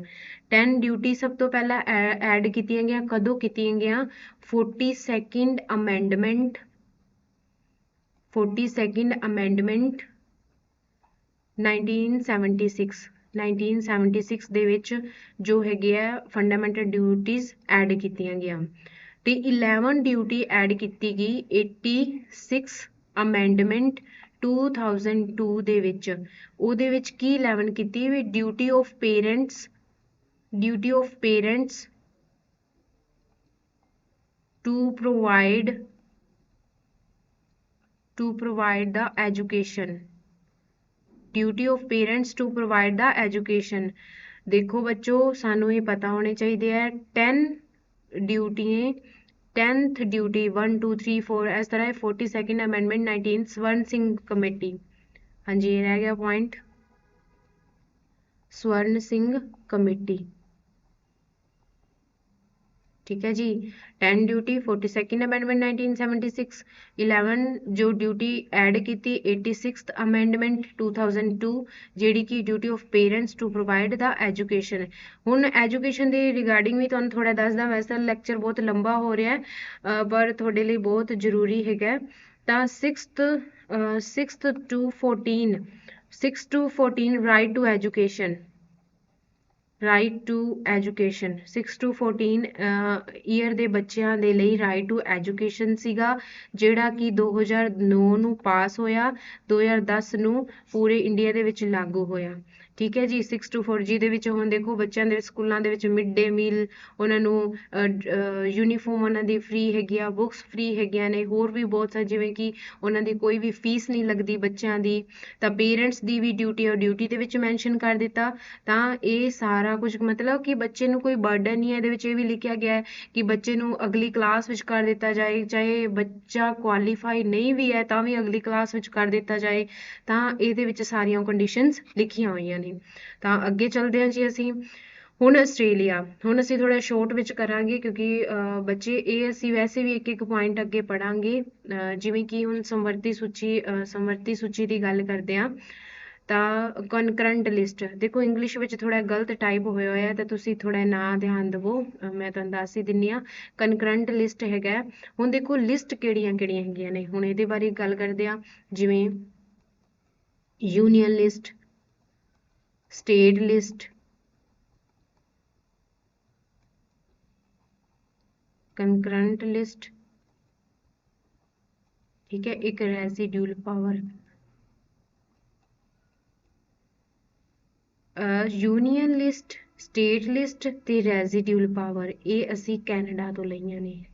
ਇਹ ਅਸੀਂ ਕਿੱਥੋਂ ਲਈਆਂ ਨੇ? ਕੈਨੇਡਾ ਤੋਂ। ਯੂਨੀਅਨ ਲਿਸਟ, ਸਟੇਟ ਲਿਸਟ ਔਰ ਰੈਜ਼ੀਡਿਊਲ ਪਾਵਰ। ਯੂਨੀਅਨ ਦੀ ਜੋ ਯੂਨੀਅਨ ਹੈ ਜੋ ਰੂਲ ਬਣਾਉਂਦੇ ਆ ਉਹ ਯੂਨੀਅਨ ਦੇ ਕੋਲ ਹੀ ਰਹਿੰਦੇ ਆ। ਸਟੇਟ ਜੋ ਰਾਜ ਬਣਾਏਗੀ ਉਹ ਸਟੇਟ ਦੇ ਕੋਲ ਹੀ ਪਾਵਰ ਹੈ, ਕੋਈ ਵੀ ਇਹਦੇ ਵਿੱਚ ਇਨਵੋਲਵਮੈਂਟ ਨਹੀਂ ਕਰੇਗਾ। ਰੈਜ਼ੀਡਿਊਲ ਪਾਵਰ ਹੈ ਕਿ ਜਿਹੜੀਆਂ ਤਿੰਨੋਂ ਲਿਸਟਾਂ ਵਿੱਚ ਬਚੀਆਂ ਖੁਚੀਆਂ ਰਹਿ ਗਈਆਂ ਨੇ ਉਹ ਰੈਜ਼ੀਡਿਊਲ ਪਾਵਰ ਵਿੱਚ ਹੈ ਤਾਂ ਇਹਨੂੰ ਯੂਨੀਅਨ ਹੀ ਸੰਭਾਲੇਗੀ। ਹੁਣ ਕਨਕਰੰਟ ਲਿਸਟ ਜਿਹਨੂੰ ਯੂਨੀਅਨ ਵੀ ਦੇਖੇਗੀ ਔਰ ਸਟੇਟ ਵੀ ਦੇਖੇਗੀ, ਦੋਨੋਂ ਨਾਲ ਨਾਲ ਚੱਲਣਗੇ ਤਾਂ ਉਹ ਹੁੰਦਾ ਕਨਕਰੰਟ ਲਿਸਟ, ਜਿਹੜੀ ਕਿ ਆਸਟ੍ਰੇਲੀਆ ਦੇ ਵਿੱਚੋਂ ਆਈਡੀਆ ਲਿਆ ਗਿਆ। ਹੋਪ ਹੈ ਤੁਹਾਨੂੰ ਸਹੀ ਸਮਝ ਆ ਗਈ ਹੋਵੇਗੀ। ਅੱਗੇ ਹੈਗਾ ਪ੍ਰਸਤਾਵਨਾ ਦੀ ਲੈਂਗੁਏਜ, ਜੋ ਪ੍ਰਸਤਾਵਨਾ ਦੀ ਭਾਸ਼ਾ ਲਈ। ਵੈਸੇ ਪ੍ਰਸਤਾਵਨਾ ਪ੍ਰੈਂਬਲ ਕਿੱਥੋਂ ਲਿਆ ਗਿਆ? USA ਵਿੱਚੋਂ। ਜੇਕਰ ਅਸੀਂ ਉਹਦੀ ਲੈਂਗੁਏਜ ਦੀ ਗੱਲ ਕਰੀਏ ਤਾਂ ਆਸਟ੍ਰੇਲੀਆ ਦੇ ਵਿੱਚੋਂ ਲਿਆ ਗਿਆ। ਅੱਗੇ ਪ੍ਰੋਵੀਜ਼ਨ ਰਿਗਾਰਡਿੰਗ ਟ੍ਰੇਡ ਕਾਮਰਸ, ਜੋ ਵੀ ਟ੍ਰੇਡ ਕਾਮਰਸ ਦੇ ਰਿਲੇਸ਼ਨ ਹੈਗੇ ਨੇ ਉਹਨਾਂ ਦਾ ਪ੍ਰਬੰਧ ਹੈਗਾ ਉਹ ਕਿੱਥੋਂ ਲਿਆ ਗਿਆ? ਆਸਟ੍ਰੇਲੀਆ ਤੋਂ ਲਿਆ ਗਿਆ। ਅੱਗੇ ਸੰਸਦ ਦੇ ਦੋਹਾਂ ਸਦਨਾਂ ਦਾ ਸਾਂਝਾ, ਵੈਰੀ ਵੈਰੀ ਇੰਪੋਰਟੈਂਟ। ਇਹ ਲਾਸਟ ਕੇਡਰ ਦੇ ਵਿੱਚ ਕੁਐਸਚਨ ਆਇਆ ਹੈ ਜੁਆਇੰਟ ਸਿਟਿੰਗ ਦਾ, ਪਰ ਇਹਦਾ ਕੋਈ ਹਾਲੇ ਪਤਾ ਨਹੀਂ ਲੱਗਿਆ ਇਹਦਾ ਕੀ ਸਹੀ ਆਨਸਰ ਹੈ। ਵੈਸੇ ਤਾਂ ਜੁਆਇੰਟ ਸਿਟਿੰਗ 108 ਆਰਟੀਕਲ ਹੈਗਾ ਜੀ। ਠੀਕ ਹੈ ਜੀ। ਜੇਕਰ ਅਸੀਂ ਡੈਫੀਨੇਸ਼ਨ ਦੀ ਗੱਲ ਕਰੀਏ ਤਾਂ 109 ਆਰਟੀਕਲ ਇਹਨੂੰ ਡਿਫਾਈਨ ਕਰਦਾ ਹੈ ਇੱਕ ਜੁਆਇੰਟ ਸਿਟਿੰਗ ਨੂੰ, ਤੇ ਵੈਸੇ 108 ਆਰਟੀਕਲ ਹੀ ਜੁਆਇੰਟ ਸਿਟਿੰਗ ਦਾ ਹੈਗਾ। ਤਾਂ ਜੁਆਇੰਟ ਸਿਟਿੰਗ ਵੀ ਜਦੋਂ ਦੇਖੋ ਦੋਨੋਂ ਨੂੰ ਨਾਲ ਨਾਲ ਐਵੇਂ ਅਸੀਂ ਲਰਨ ਕਰ ਸਕਦੇ ਆ, ਦੋਨਾਂ ਨੂੰ ਨਾਲ ਨਾਲ ਲੈ ਕੇ ਚੱਲਦੇ ਆ, ਸਟੇਟ ਨੂੰ ਵੀ ਯੂਨੀਅਨ ਨੂੰ ਵੀ ਏਦਾਂ ਸਮਝ ਲੈਂਦੇ ਆ, ਮਤਲਬ ਇੱਕ ਸਾਂਝਾ ਕੰਮ ਕਰਦੇ ਆ ਤਾਂ ਆਸਟ੍ਰੇਲੀਆ ਹੀ ਹੈ। ਦੇਖੋ ਜਿਵੇਂ ਜੁਆਇੰਟ ਸਿਟਿੰਗ ਹੋ ਗਿਆ, ਕਨਕਰੰਟ ਲਿਸਟ ਹੋ ਗਿਆ, ਪ੍ਰਸਤਾਵਨਾ ਦੀ ਲੈਂਗੁਏਜ ਹੋ ਗਈ, ਸਾਰੇ ਆਸਟ੍ਰੇਲੀਆ ਤੋਂ ਲਏ ਗਏ, ਸਾਰੇ ਮੋਸਟ ਪੁਆਇੰਟ ਹੈਗੇ ਆ। ਤਾਂ ਅੱਗੇ ਹੈਗਾ ਕਾਨੂੰਨ ਜਿਸ ਤੇ ਸੁਪਰੀਮ ਕੋਰਟ ਕੰਮ ਕਰਦਾ ਹੈ। ਲੋ ਔਨ ਵਿਚ ਦਾ ਸੁਪਰੀਮ ਕੋਰਟ ਐਕਟ, ਕਾਨੂੰਨ ਜਿਸ ਤੇ ਸੁਪਰੀਮ ਕੋਰਟ ਕੰਮ ਕਰਦਾ ਹੈ, ਮਤਲਬ ਸੁਪਰੀਮ ਕੋਰਟ ਨੇ ਕਿਵੇਂ ਕਿਵੇਂ ਕੰਮ ਕਰਨਾ ਹੈ ਉਹਦੇ ਰਿਗਾਰਡਿੰਗ ਜੋ ਕਾਨੂੰਨ ਹੈ ਉਹ ਜਾਪਾਨ ਤੋਂ ਲਿਆ ਗਿਆ। ਕਾਨੂੰਨ ਦੁਆਰਾ ਕਾਰਜ ਪ੍ਰਣਾਲੀ ਦੀ ਧਾਰਨਾ, ਕਨਸੈਪਟ, ਮਤਲਬ ਲੋ ਦੇ ਰਿਲੇਟਡ ਜਿਹੜਾ ਕੰਮ ਹੈਗਾ ਸੁਪਰੀਮ ਕੋਰਟ ਦਾ ਕੀ ਕੰਮ ਹੈ ਉਹ ਸਾਰਾ ਜਾਪਾਨ ਤੋਂ ਲਿਆ ਗਿਆ। ਹਾਂਜੀ। Germany, emergency, suspensions of fundamental rights during emergency, ਜਦੋਂ ਵੀ ਅਸੀਂ ਐਮਰਜੈਂਸੀ ਦੀ ਗੱਲ ਆ ਜੇ ਨਾ ਤਾਂ ਜਰਮਨੀ ਤੋਂ ਲਿਆ ਗਿਆ। ਹੁਣ ਥੋੜਾ ਫੰਡਾਮੈਂਟਲ ਰਾਈਟ ਸਸਪੈਂਸ਼ਨ ਦੀ ਗੱਲ, ਵੈਸੇ ਤਾਂ ਫੰਡਾਮੈਂਟਲ ਰਾਈਟ USA ਤੋਂ ਲਿਆ ਗਿਆ, ਪਰ ਇਹਦੇ ਵਿੱਚ ਐਮਰਜੈਂਸੀ ਦੌਰਾਨ ਜੋ ਰੋਕ ਦਿੱਤੇ ਜਾਂਦੇ ਆ ਫੰਡਾਮੈਂਟਲ ਰਾਈਟ ਆਮ ਨਾਗਰਿਕ ਨੂੰ ਨਹੀਂ ਦਿੱਤੇ ਜਾਂਦੇ, ਉਹ ਕਿੱਥੋਂ ਲਿਆ ਗਿਆ? ਜਰਮਨੀ। ਇਹ ਪਾਵਰਸ ਪ੍ਰੈਜ਼ੀਡੈਂਟ ਕੋਲ ਹੁੰਦੀਆਂ ਨੇ। ਜਦੋਂ ਕਿਸੇ ਕਾਰਨ ਦੇਸ਼ ਦੇ ਵਿੱਚ ਕੋਈ ਮਤਲਬ ਯੁੱਧ ਹੋ ਗਿਆ ਜਾਂ ਕੋਈ ਹੋਰ ਕਨਫਲਿਕਟ ਚੱਲ ਰਿਹਾ ਜਾਂ ਜਿੱਦਾਂ ਵੀ ਹੈ ਵੀ ਜਦੋਂ ਉਦੋਂ ਰੋਕ ਦਿੱਤੇ ਜਾਂਦੇ ਤਾਂ ਪਾਵਰ ਕਿਹਦੇ ਕੋਲ ਹੁੰਦੀ ਹੈ? ਪ੍ਰੈਜ਼ੀਡੈਂਟ ਕੋਲ। ਹਾਂਜੀ। ਅੱਗੇ ਦੱਖਣੀ Africa south Africa the process of constitution amendment, ਜਿੰਨੀਆਂ ਵੀ ਅਮੈਂਡਮੈਂਟ ਦੇ ਮੈਥਡ ਹੈਗੇ, ਅਮੈਂਡਮੈਂਟ ਹੁੰਦੀਆਂ ਨੇ ਤਾਂ ਕਿੱਥੋਂ ਲਿਆ ਗਿਆ, ਬਹੁਤ ਇੰਪੋਰਟੈਂਟ ਪੁਆਇੰਟ ਹੈਗਾ ਅਮੈਂਡਮੈਂਟ ਦਾ। ਕਨਸਟੀਟਿਊਸ਼ਨ ਅਮੈਂਡਮੈਂਟ ਕਿੱਥੋਂ ਲਿਆ ਗਿਆ, ਸਾਊਥ ਅਫਰੀਕਾ ਤੋਂ। ਇਲੈਕਸ਼ਨਸ ਆਫ ਮੈਂਬਰ ਆਫ ਰਾਜ ਸਭਾ ਦੇ ਇਲੈਕਸ਼ਨਸ ਕਿੱਥੋਂ ਲਏ ਗਏ ਨੇ ਬੱਚੋ, ਉਹ ਲਏ ਆ ਦੱਖਣੀ ਅਫਰੀਕਾ ਤੋਂ ਲਏ ਗਏ ਆ। ਅੱਗੇ Canada, a plan for a federation with a strong centre, ਇਹਦੇ ਵਿੱਚ ਮੋਸਟ ਇੰਪੋਰਟੈਂਟ ਇਹ ਬਸ ਕੈਨੇਡਾ ਤੋਂ ਇੱਕ ਇਹ ਵਾਲਾ ਹੈਗਾ, ਇੱਕ ਯੂਨੀਅਨ ਲਿਸਟ, ਸਟੇਟ ਲਿਸਟ ਔਰ ਰੈਜ਼ੀਡਿਊਲ ਪਾਵਰ ਉਹ ਇੰਪੋਰਟੈਂਟ ਹੈ। ਇੱਕ a plan for a federation with a strong centre. ਵੇਖੋ ਬੱਚੇ ਮੈਂ ਤੁਹਾਨੂੰ ਸਾਰੇ ਹੀ ਦੱਸੇ ਪਰ ਇਹਦੇ ਵਿੱਚ ਇੰਪੋਰਟੈਂਟ ਜਿੱਦਾਂ ਹੁਣ ਇਹਦੇ ਵਿੱਚ ਫੈਡਰੇਸ਼ਨ ਵਾਲਾ ਬਹੁਤ ਇੰਪੋਰਟੈਂਟ ਹੈਗਾ। ਬਾਕੀ ਦੇਖੋ ਜਿਵੇਂ ਮੈਂ ਤੁਹਾਨੂੰ ਕੇਂਦਰ ਤੇ ਰਾਜ ਦਰਮਿਆਨ ਸ਼ਕਤੀਆਂ ਦੀ ਵੰਡ ਇਹ ਵੀ ਮੈਂ ਤੁਹਾਨੂੰ ਦੱਸ ਦਿੱਤਾ ਸੀਗਾ। ਅੱਗੇ ਗਿਆ Westing powers of the centre, ਇਹ ਕੋਈ ਜ਼ਿਆਦਾ ਇੰਪੋਰਟੈਂਟ ਨਹੀਂ ਹੈਗਾ। ਅਪਾਇੰਟਮੈਂਟ ਆਫ ਗਵਰਨਰ, ਹਾਂ ਗਵਰਨਰ ਦੀ ਅਪਾਇੰਟਮੈਂਟ ਕਿੱਥੋਂ ਲਈ ਗਈ, ਕੈਨੇਡਾ ਤੋਂ ਲਈ ਗਈ ਹੈ। ਸੁਪਰੀਮ ਕੋਰਟ ਦਾ ਸਲਾਹਕਾਰ, ਹੁਣ ਦੇਖੋ ਸੁਪਰੀਮ ਕੋਰਟ ਦਾ ਸਲਾਹਕਾਰ ਕਿਹਦਾ ਹੈ, ਪ੍ਰੈਜ਼ੀਡੈਂਟ ਨੇ ਕੋਈ ਵੀ ਸਲਾਹ ਲੈਣੀ ਹੈ ਪਰ ਉਹਨੂੰ ਮੰਨੇ ਜਾਂ ਨਾ ਮੰਨੇ ਉਹ ਪ੍ਰੈਜ਼ੀਡੈਂਟ ਦੀ ਮਰਜ਼ੀ ਹੈ, ਤਾਂ ਪ੍ਰੈਜ਼ੀਡੈਂਟ ਕਿਹਦੇ ਸਲਾਹ ਲੈ ਸਕਦਾ ਹੈ, ਸੁਪਰੀਮ ਕੋਰਟ ਦੇ ਜੱਜ ਤੋਂ। ਠੀਕ ਹੈ ਜੀ, ਐਡਵਾਈਜ਼ਰੀ ਜੂਰਿਸਡਿਕਸ਼ਨਸ। ਅੱਗੇ ਹੈਗਾ ਆਇਰਲੈਂਡ, ਹਾਂਜੀ directive principals of state policy, ਉਹਦੇ ਬਾਰੇ ਮੈਂ ਅਸੀਂ ਇਹਦੇ ਆਰਟੀਕਲ ਬੜੇ ਹੀ ਡਿਟੇਲ ਨਾਲ ਕਰਾਂਗੇ ਪਰ ਇਹਦੇ ਵਿੱਚ ਥੋੜਾ ਤੁਹਾਨੂੰ ਦੱਸ ਦੇਵਾਂ ਇਹ ਹੁੰਦਾ ਕੀ ਹੈ। ਇਹ ਹੁੰਦਾ ਹੈ ਕਿ ਰਾਜ ਨੂੰ ਚਲਾਉਣ ਲਈ ਨਾ ਸੈਂਟਰ ਕੁਝ ਕੁ ਨੀਤੀਆਂ ਤਿਆਰ ਕਰਦੀ ਹੈ, ਬੜੀਆਂ ਸੋਹਣੀਆਂ ਨੀਤੀਆਂ ਤਿਆਰ ਕਰਦੀ ਹੈ ਕੁਝ ਕਿ ਰਾਜ ਦੀ ਭਲਾਈ ਵਾਸਤੇ, ਕਿ ਤੁਹਾਡੇ ਵਾਸਤੇ ਕੁਝ ਕੁ ਟਿਪਸ ਨੇ, ਪਰ ਉਹਨੂੰ ਮੰਨਣ ਚਾਹੇ ਨਾ ਮੰਨਣ ਉਹ ਇੱਕ ਸਟੇਟ ਦੀ ਮਰਜ਼ੀ ਹੈਗੀ ਹੈ, ਪਰ ਉਹਨਾਂ ਦੀ ਭਲਾਈ ਵਾਸਤੇ ਇੱਕ ਡਾਇਰੈਕਸ਼ਨਸ ਉਹਨਾਂ ਨੂੰ ਦਿੱਤੀਆਂ ਜਾਂਦੀਆਂ ਨੇ, ਤਾਂ ਕਰਕੇ directive principals of state policy ਕਿਹਾ ਗਿਆ ਹੈ। ਇਹ ਆਇਰਲੈਂਡ ਤੋਂ, ਤੇ ਇਹ ਬੜੀ ਵਾਰੀ ਪੇਪਰ ਵਿੱਚ ਆਇਆ ਹੈ। ਪੀਐਸ ਟੈਟ ਦਾ ਕੇਡਰ ਦਾ ਇਹ ਫੇਵਰਟ ਕੁਐਸਚਨ ਹੈਗਾ। ਤਾਂ ਰਾਜ ਦੀ ਨੀਤੀ ਦੇ ਨਿਰਦੇਸ਼ਕ ਸਿਧਾਂਤ ਆਇਰਲੈਂਡ ਨੇ, ਜਿੱਦਾਂ ਡਾਇਰੈਕਟਿਵ ਪ੍ਰਿੰਸੀਪਲ ਸਟੇਟ ਪਾਲਿਸੀ ਕਿੱਥੋਂ ਲਿਆ ਗਿਆ, ਆਇਰਲੈਂਡ ਤੋਂ। ਹਾਂਜੀ, ਸਪੇਨ ਤੋਂ ਉਧਾਰ ਲਿਆ ਗਿਆ ਹੈ। ਠੀਕ ਹੈ ਜੀ, ਹਾਂਜੀ ਅੱਗੇ ਗਿਆ ਰਾਸ਼ਟਰਪਤੀ ਦੀ ਚੋਣ। ਜਿੱਦਾਂ ਆਪਾਂ ਹੁਣ ਤੁਹਾਨੂੰ ਦੱਸਦੀ ਹਾਂ, ਜਿਹੜਾ ਪ੍ਰੈਜ਼ੀਡੈਂਟ ਹੈ ਨਾ ਮਾਤਰ ਮੁਖੀਆ ਆ ਜੇ ਤਾਂ ਕਿੱਥੋਂ ਲਿਆ, ਨਾ ਮਾਤਰ ਮੁਖੀਆ ਯੂਕੇ। ਠੀਕ ਹੈ, ਨੋਰਮਲ ਪੁੱਛ ਲੈਣ ਤਾਂ USA ਪ੍ਰੈਜ਼ੀਡੈਂਟ ਲਿਆ ਗਿਆ। ਇਲੈਕਸ਼ਨਸ ਪੁੱਛ ਲੈਣ ਤਾਂ ਕਿੱਥੋਂ ਲਏ ਗਿਆ, ਇਲੈਕਸ਼ਨਸ ਪ੍ਰੈਜ਼ੀਡੈਂਟ ਦੇ ਆਇਰਲੈਂਡ ਦੇ। ਹਾਂਜੀ, ਹੁਣ ਸ਼ਾਇਦ ਤੁਹਾਨੂੰ ਤਿੰਨੋਂ ਸਮਝ ਆ ਗਈ ਹੋਵੇਗੀ। UK ਪ੍ਰੈਜ਼ੀਡੈਂਟ ਨਾ ਮਾਤਰ ਮੁਖੀਆ ਇੱਕ ਰਬੜ ਸਟੈਂਪ, USA ਨੋਰਮਲ ਪੁੱਛਣ ਤਾਂ। ਠੀਕ ਹੈ, ਆਇਰਲੈਂਡ ਤੋਂ ਕੀ ਲਿਆ ਗਿਆ, ਇਹਨਾਂ ਦੇ ਇਲੈਕਸ਼ਨਸ ਲਏ ਗਏ ਨੇ। ਅੱਗੇ ਰਾਸ਼ਟਰਪਤੀ ਦੁਆਰਾ ਚੁਣੇ ਜਾਂਦੇ ਰਾਜ ਸਭਾ ਦੇ ਮੈਂਬਰ ਜਿਹੜੇ ਜੋ 12 ਹੈਗੇ ਹੈ ਮੈਂਬਰ ਹੈਗੇ ਆ, ਰਾਸ਼ਟਰਪਤੀ ਚੁਣਦਾ ਹੈਗਾ ਰਾਜ ਸਭਾ ਦੇ, ਤੋਂ ਕਿੱਥੋਂ ਲਏ ਗਏ ਨੇ, ਆਇਰਲੈਂਡ ਤੋਂ ਲਏ ਨੇ। ਹਾਂਜੀ, ਅਸੀਂ ਅੱਗੇ ਚੱਲਦੇ ਹਾਂ ਜੀ। ਹਾਂਜੀ, ਸ਼ਾਇਦ ਲੈਕਚਰ ਖਤਮ ਹੋ ਚੁੱਕਿਆ ਹੈ, ਤਾਂ ਅਸੀਂ ਅੱਜ ਸਟਰਕਚਰ ਤੇ ਫੀਚਰਸ ਬੜੇ ਹੀ ਸੋਹਣੇ ਤਰੀਕੇ ਨਾਲ ਪੜ੍ਹੇ ਨੇ। ਤਾਂ ਜੇਕਰ ਤੁਹਾਨੂੰ ਇਹਦੇ ਵਿੱਚ ਵੀ ਕੁਝ ਵੀ ਕੋਈ ਵੀ ਦਿੱਕਤ ਆਈ ਹੈ ਤਾਂ ਤੁਸੀਂ ਕਾਲ ਕਰਕੇ, ਤੁਹਾਨੂੰ ਨੰਬਰ ਮੈਂਸ਼ਨ ਹੈ ਸਕਰੀਨ ਤੇ, ਉਹਦੇ ਤੋਂ ਪੁੱਛ ਸਕਦੇ ਹੋ ਉਹਨਾਂ ਰਾਹੀਂ। ਤਾਂ ਇੱਕ ਕਮੈਂਟ ਰਾਹੀਂ ਵੀ ਤੁਸੀਂ ਕੁਐਸਚਨ ਕਰ ਸਕਦੇ ਹੋ ਕਿ ਤੁਹਾਨੂੰ ਉਹਦਾ ਆਨਸਰ ਮਿਲ ਜਾਏਗਾ।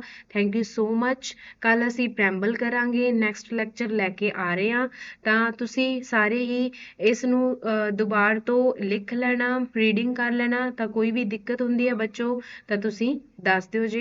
ਤਾਂ ਕੱਲ ਅਸੀਂ ਨਵਾਂ ਲੈਕਚਰ ਲੈ ਕੇ ਆਵਾਂਗੇ। Thank you so much, bye bye, take care.